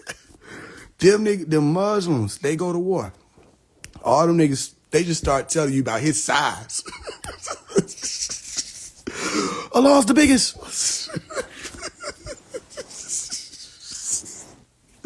You finna fight a nigga that just start telling you about their OG size? You in the middle of a street, you finna square up with a nigga. Nigga say, my OG big as hell, nigga. Shit. You don't know what the fuck that mean, but I'm telling you, for you. Don't bring me to fight that nigga, whoever the fuck this is. What he just say? My OG big as hell, nigga. Shit, that right, twin. It sound right too, though. I'll be back. Fuck with you. Where you going, nigga? You heard him? I don't know what that mean, but I'm not, it's common sense. But how you know the nigga didn't speak Arabic? So the nigga say, Allahu Akbar. They didn't speak Arabic, because anybody that spoke Arabic would have heard them niggas say, my God is the biggest, nigga. So whatever the fuck he finna do, this ain't finna be small. It's just common sense. These people was out bad. It's just common sense. They finna do some shit that ain't little. So the nigga scream that shit. I'm out. I don't know what they finna do. I would have been the first nigga who figured it out. I would have been the only nigga there standing when the cameras arrived. What happened? Shit. Them nigga had a point to prove. So they showed up. They started speaking about the size. I got the fuck on. You know what I'm saying? What did everybody else do? They stood around. You see how that is? You see the bodies over there? That's them. Them niggas found out. Shit. Muslims, they go to war expecting to die. Christians go to war praying to live. I just want to be clear. It's a difference. The niggas who go to war expecting they gonna live and praying that they gonna live and come out, you're not gonna fight the same. The nigga who be in there like, bitch, I'm gonna die. And I'm ready to die. Like, you ain't, them niggas going today. There's a different way. 2 buildings. You gotta go to war. It's a church and it's a mosque. Who you running in against the soldiers? It's just what it is. And I ain't even talking about like the commercial shit, like mainstream Islam. I'm talking about really deal. Have y'all met nigga Muslims? Some of y'all don't know what I'm talking about. It's nigga Muslims. Them niggas ain't nothing to play with. They really, you talking about niggas who come from banging. They come from gang banging. You put them in a religion, they're going to gang bang. It's going to happen. They proudly do that shit. I fuck with them niggas. Christians, y'all gotta tighten up. Y'all gotta tighten up. Then y'all be trying to be like arguing with them niggas and shit. But notice that don't no Muslim be arguing with y'all niggas in the comments. Soon as the Christians be like, oh, Jesus is Lord, them niggas don't argue that. They ain't got time to argue. Shit, nigga, they gotta map out they day different. Every comment count. They get it. They gotta be down on that flow. Fuck you talking about. They ain't got time to be arguing. Trying to tell y'all something that y'all ain't think about. You know what I'm saying? So,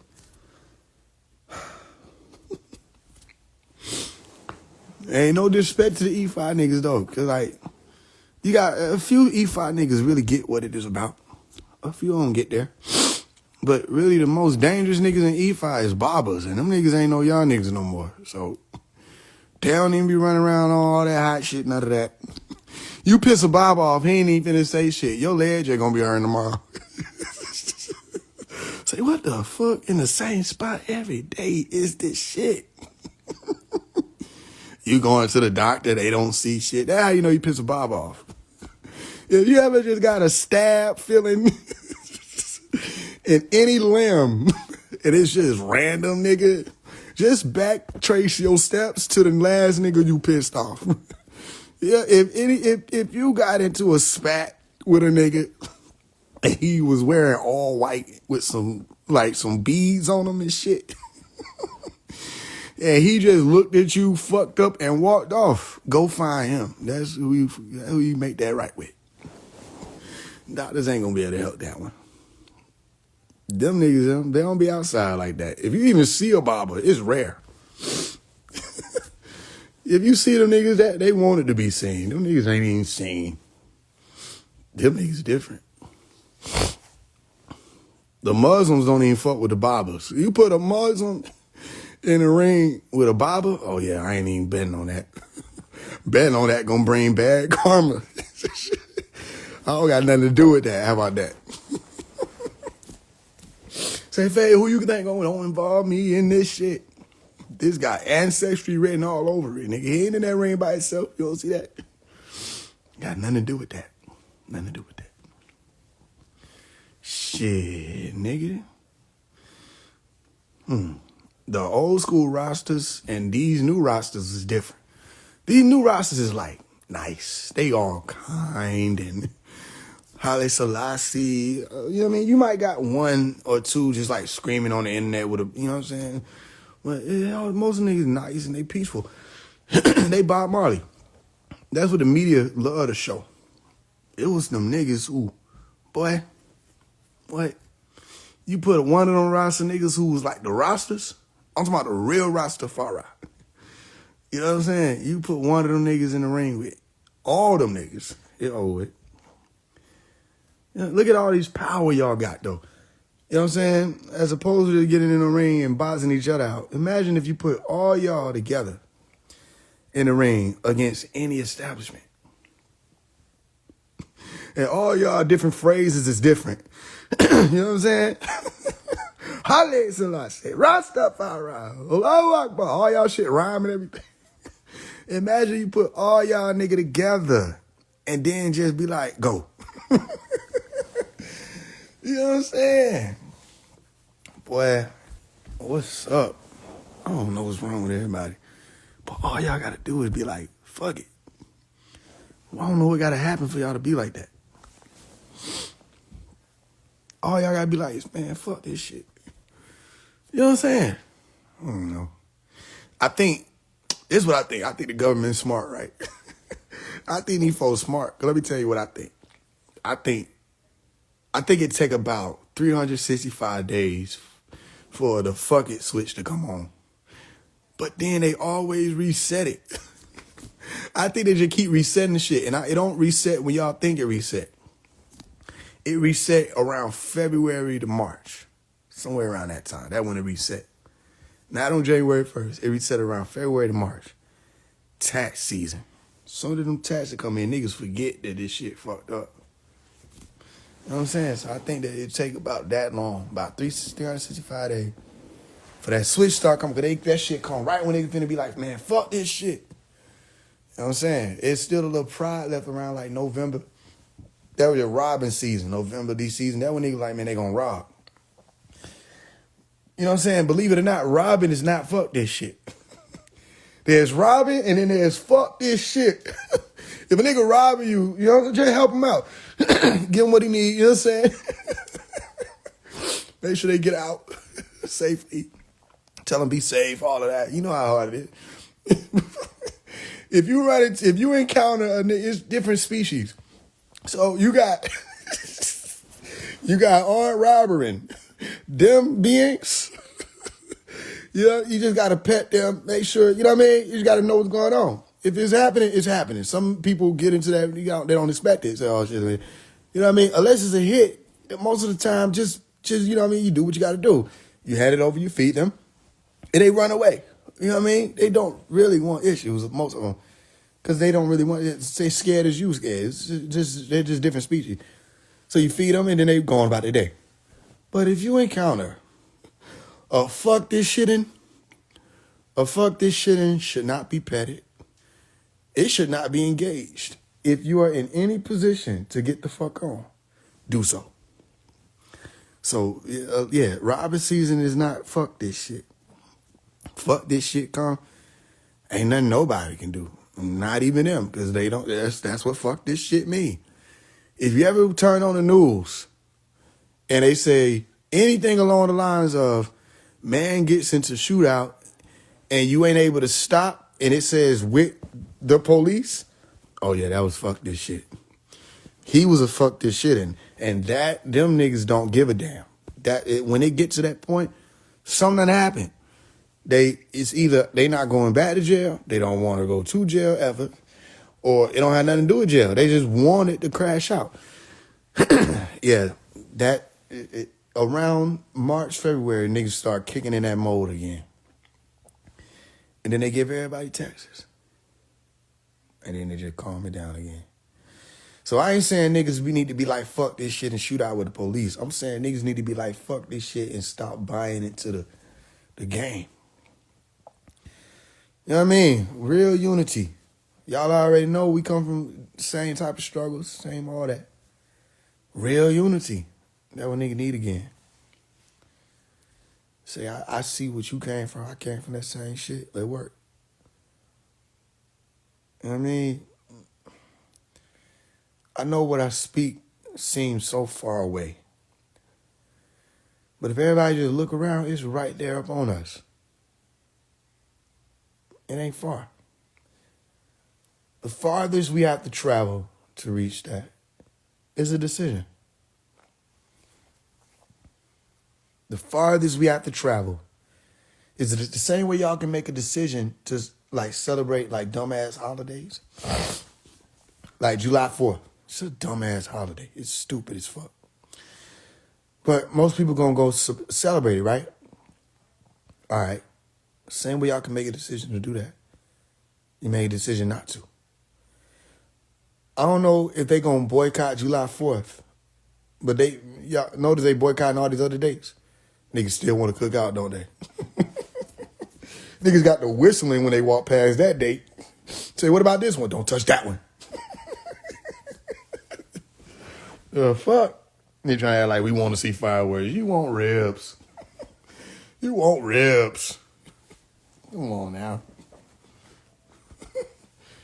You know what I mean? They ain't gonna boycott that day. They ain't gonna boycott, girl cot, nobody cot. All genders is closed on that day. They don't give a damn. They ain't never boycotted that day. When the fuck they gonna boycott it? Nah, they don't have nothing to do with our independence. We can still be independent. We can still be independent. Every holiday. Boycott the holidays. There you get my attention. Shit, nigga. Yeah, potato salad. Nigga, potato. That one thing you know too, don't it? Is if they serving potato salad, that ain't gonna be good. But if they tell you, and we got potato, if it's all A's, if you see an O in there, should give it up. You at the wrong house. What is you doing in Beverly Hills, nigga? We have potato salad, nigga. That shit finna be nasty as hell. You know what everybody think is macaroni. It ain't the macaroni. Just listen. If you want to know where you at and if the food gonna be good, just listen for the pronunciation of the potato salad. You know what I'm saying? Potato salad. Oh yeah, that shit. Potato salad tastes like somebody was in them. You saw them in the kitchen, and if they don't listen, if they don't lick their thumb when they making that shit, it ain't good. Y'all don't be watching for the same shit I be watching. Listen, if you seen them in there whipping that bitch, whip, and they get to lick that thumb, oh yeah.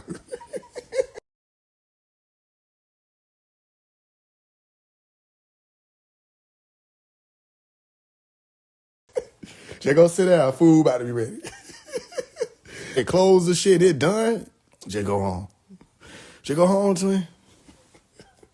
Just go home. I don't give a damn they taste that shit with a spoon. No, just go home. There's rules to this shit that you don't know about. I know this stuff. You don't know this stuff. If they lick that thumb, nigga, yeah. Your brain should be able to make the sound effect for you. Yeah. Oh, it good. It over with.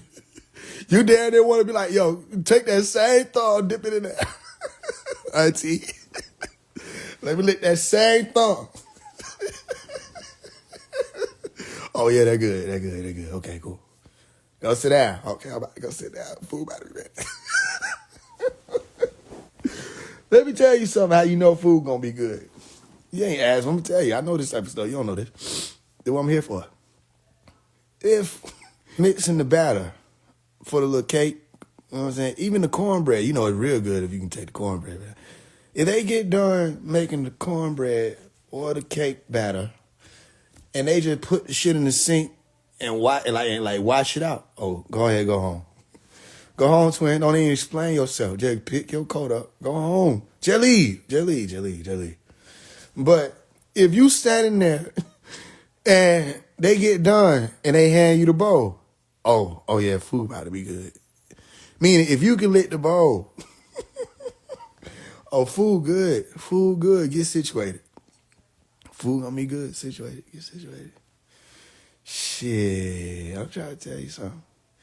If you can eat the collard greens, nigga, and you don't like try to bounce over them bitches, just stay there. Go ahead and move in. Put your name on the lease. Everything gonna be cool. We don't got them type of cooks no more. That shit over with. What the fuck been going on? I don't know where they went. All the cooks, listen, we need to see that shit up under the arm Meaning you gotta.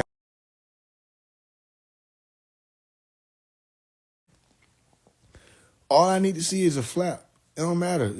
Everything else could be in shape. But you telling me you finna prepare the food and you ain't got no flap, boy? Where Mari went? He gone. He ain't see the flap. You gotta have at least one. Auntie gotta be in that bitch. Fuck is you talking about? I need to see it. Lift your arms up. What you doing? Lift your arms. Okay, I can stay. All right. You put them down. Trying to tell you something. Y'all don't be listening and paying attention to the right shit. That shit come from, listen, let me tell you why that shit be there. That come from whipping. Listen, when you whip so much like that, you gain muscle. And then you don't use it for because it's like Thanksgiving only came around like one time, right? So then you don't use that bitch for a whole year. So that shit get flapped out. Then boom, you bit that bitch again. Wow.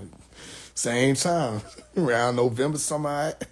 You know what I'm saying? You get that bit back to moving. Woo, woo, woo, woo, woo. They gonna go flabby again after the whole year. But then they gonna be back. You know that evidence.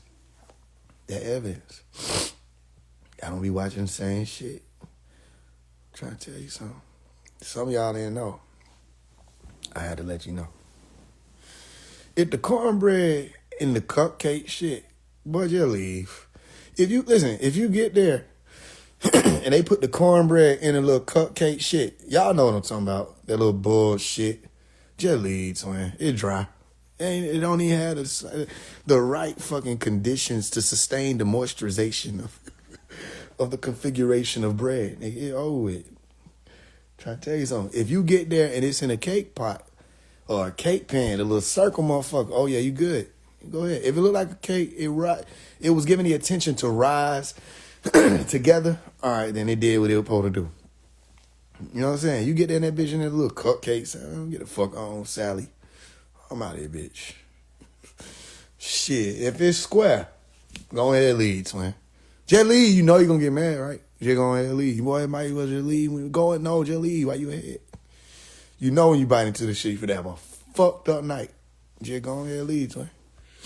Don't ask nobody shit. Don't grab no soda can, none of that. Just go home.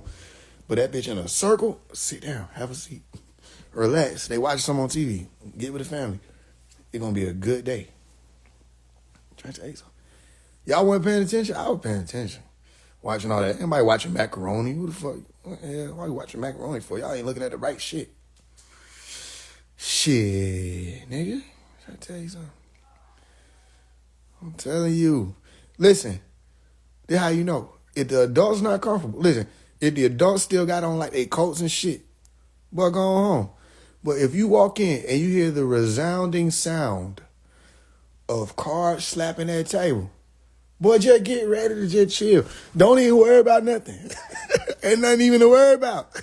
Why is you worried? Listen, you can see anything. You see just beer, all that. No, just go ahead and go on.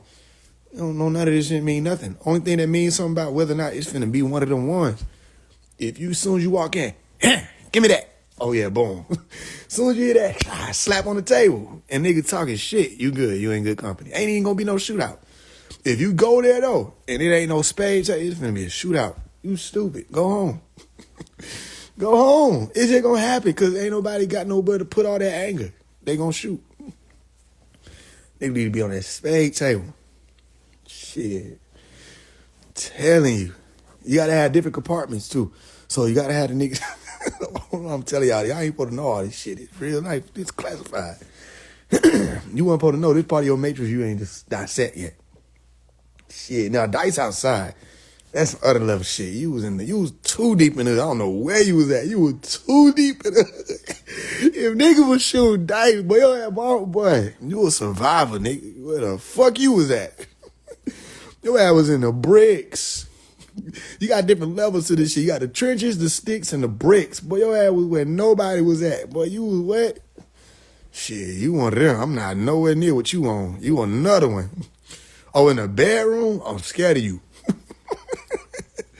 I'm scared of you. You got to walk over they shit to get to the bathroom. Boy, you different. You built different. You walk past many dice games, nigga. You don't walk past dice games. That's boy, you don't walk past them bitches. Soon as you get to hear that, boy, go the other way. Walk around. Cause the nigga to take that shit out on anybody. Don't matter. If somebody getting fucked up, they gonna take it out on anybody. It don't matter. I done heard many mothers, babies, mothers, sisters, and everybody get cussed out on the phone. Send me some money. Fuck you, come out. They just fucked me up. They just fucked me up. Send me some. Shit, and they got an ATM. Where the fuck does ATM come from in the closet? Niggas actually using it, too. This is the most backwards shit you seen in your life. Niggas stole the ATM to use it. Trying to tell you something. You really can't charge them. They just moved it. They didn't steal the machine. Nigga said, shooting dice anywhere in the vicinity. I don't give a damn about it being in your bedroom. Shit, I'm saying, yeah, it gotta be. Nigga, you from inside the brick. How you get out? The fuck? Dice. Yeah, that's different, nigga. It was spade table. Or talking shit. You know what I'm saying? In the front yard. The uncles, nigga. I don't know why we all had the same uncles. Yeah, one uncle who on the grill. Boy, don't make him have to come off that grill. Boy, don't, whatever going on, just don't make him gotta be called. Shit, that we were a one-hitter quitter. Who had the one-hitter quitter uncles? Why we all got the same uncle? Boy, if he gotta come his ass off that grill, we over with. Shit, nigga, he gotta take that same arm and been wiping his forehead the whole damn, boy. He get to flapping his shirt, trying to add some air, and you over there talking shit. They gotta call him, hey, Andre. Oh, it's over with. But your night done. Your night done. We'll see you in the AM.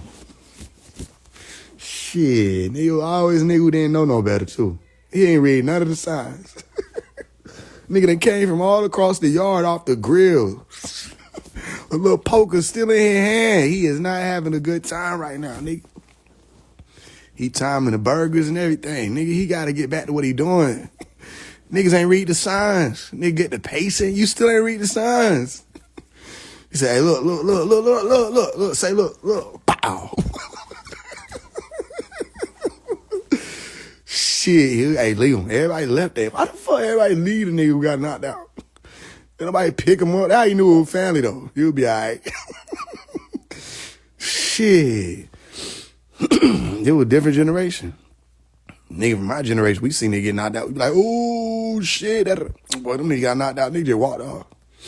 It was regular. And there was a different generation, too, because didn't nobody even clown his ass. Only one who clowned and never getting knocked out would be like his baby mama. If they get into it. Everybody else just got up.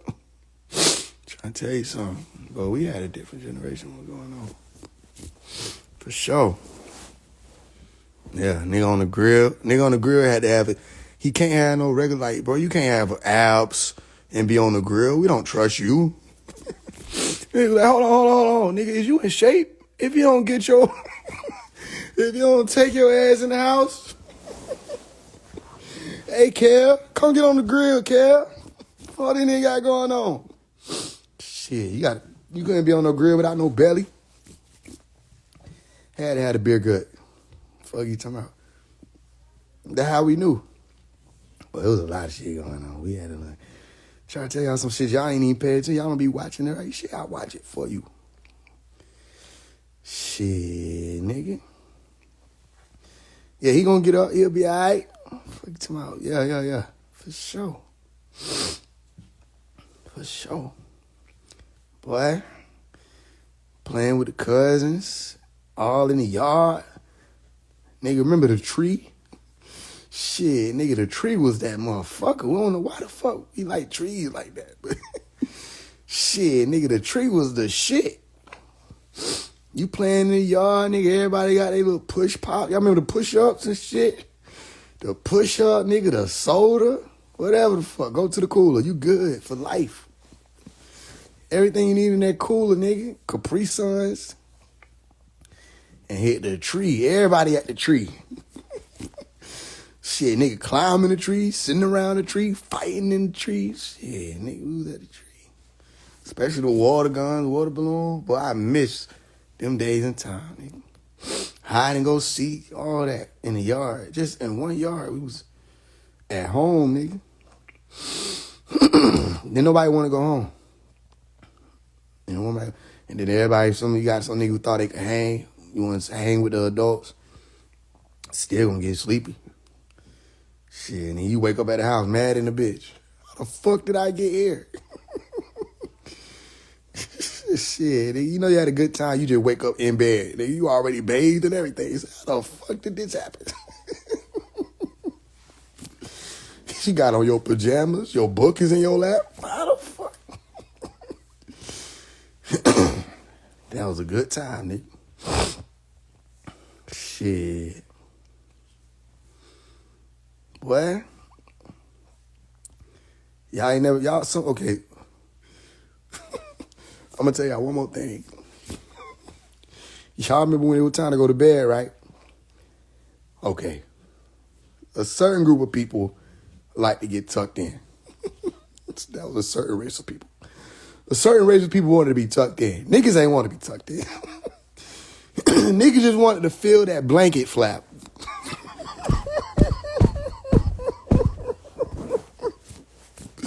I ain't supposed to be telling y'all this shit. This is top secret quantum mechanics of a reality we all share, nigga. When your parent came in and it was time to lay down, you get on that bed, they flap your blanket for you, nigga. And you up under that bitch? How many people try to catch it? I saw you, nigga. I saw you trying to get up under that bitch before it land.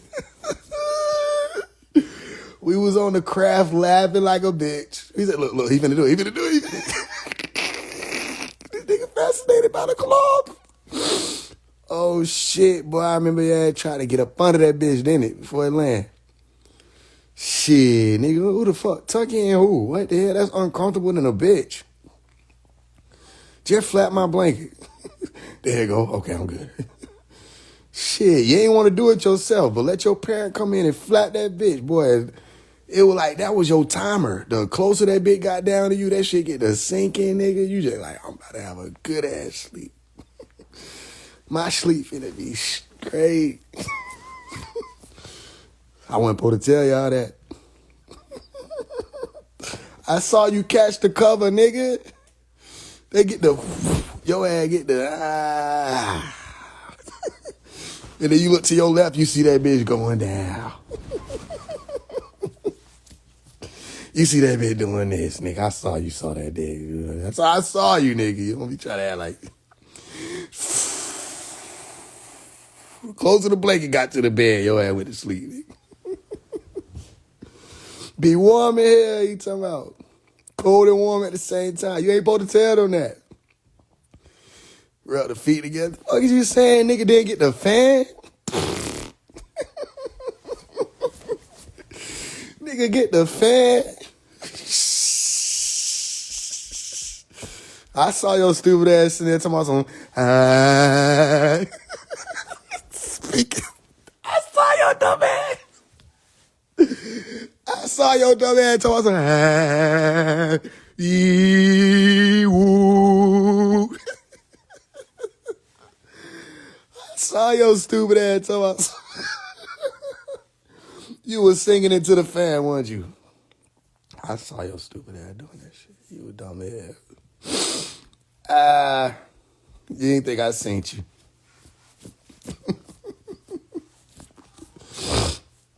All right there, nigga. Trying to tell you. I said, look, he finna do it.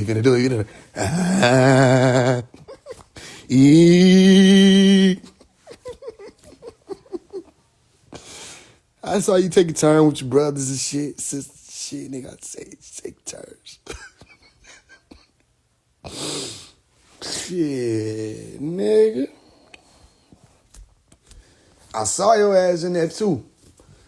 You were playing with your life. How I know you were playing with your life? But yeah, turn that game on.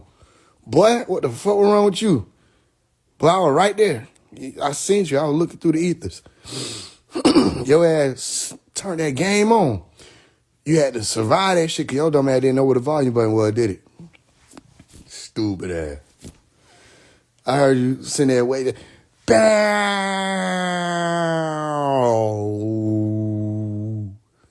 Whoop. I said that stupid ass. I was bow. Whoop. Hey, yo, I knew if you could just get past that bow. Yo, stupid ass waited for that. Whoop. And looked at the door. Said, okay. Just turn the volume down, crazy. He didn't know where the fuck it was at, yo, young ass. I seen you. Shit, niggas sneaking on that game. Boy. All niggas who snuck on the game, y'all built different. Shit, y'all niggas built to survive. Y'all take risks. Y'all should be entrepreneurs. That was risky. Sneaking on that game, nigga. And then it was crazy because, like, you hear your heart beating. Let me tell you, you hear your heart beating. You know you fucking up. You hear your heart beating. Why? Because you playing the game with the volume down. That shit gave you anxiety. Yo, shit, all you see is just pictures and images, nigga. Shit don't even feel the same. Then you playing it with your brothers, so it's like y'all trying to telepathically communicate and shit. Y'all looking at each other and shit. Boy, shit. I remember. I seen you. I saw all y'all. Yeah, you thought you was smart putting the cover on the thing, didn't it? Shit, nigga, I saw all that. Yeah, you playing the game, but that shit, boy, I'm just having anxiety thinking about that shit. Like, bro, that's probably why the fuck a lot of us got issues sneaking on that damn game. That shit was scary, nigga. How the fuck did we do that? Playing a game with no volume and you try to sneak and do that shit and let it be a competitive game? Boy, then you got to try to keep your sore losing ass sibling quiet. Because they don't give a fuck. They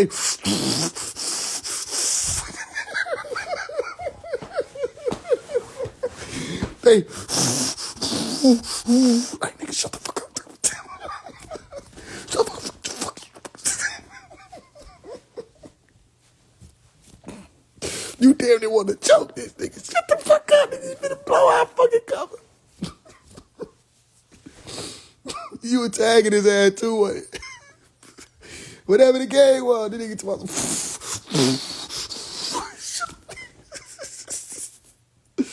that nigga ready to risk it all just because he losing.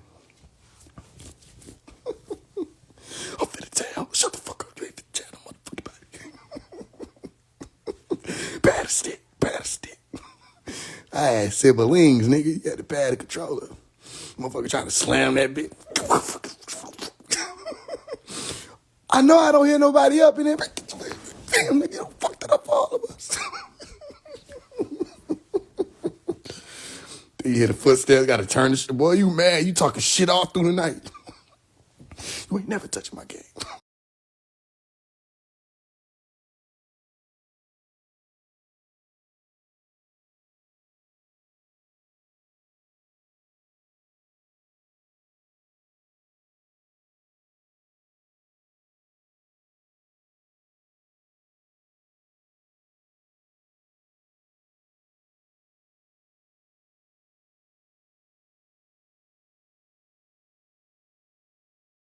Who stayed up talking shit with their sibling, boy?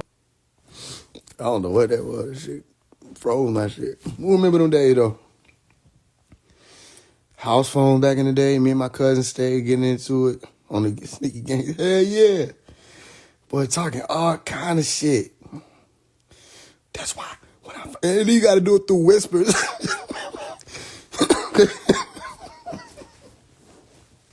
That's why I got all the best toys. And you sitting there with that little bitty ass game. And it's not even a real game. Yes, it is. No, it's not. Yes, it's a game. My mama said it's a game. No, it's not a real game. It's my mama too, nigga. That's a little bitty ass joystick toy. So, yeah, because you just got a little bitty joystick. Stop talking to me. Shut up. Y'all up in there?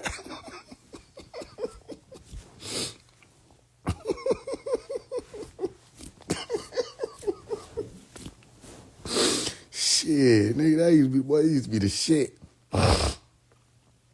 Shit. But that was crazy. Talking mad shit. Well, we used to do crazy shit. We used to do shit called shoe wars. I don't know what we had. Type of time.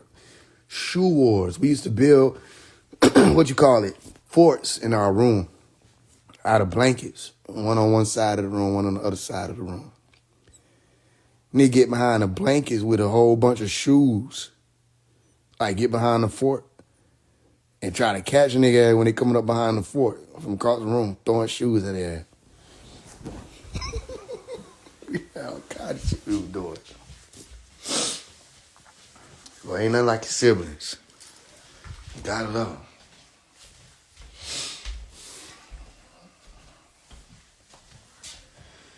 Well, it was good talking to y'all type shit.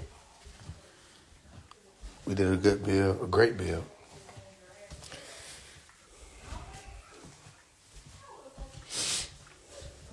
I love y'all. I'm gonna talk to y'all soon. Peace in the land is truly wonderful. I do Sasha.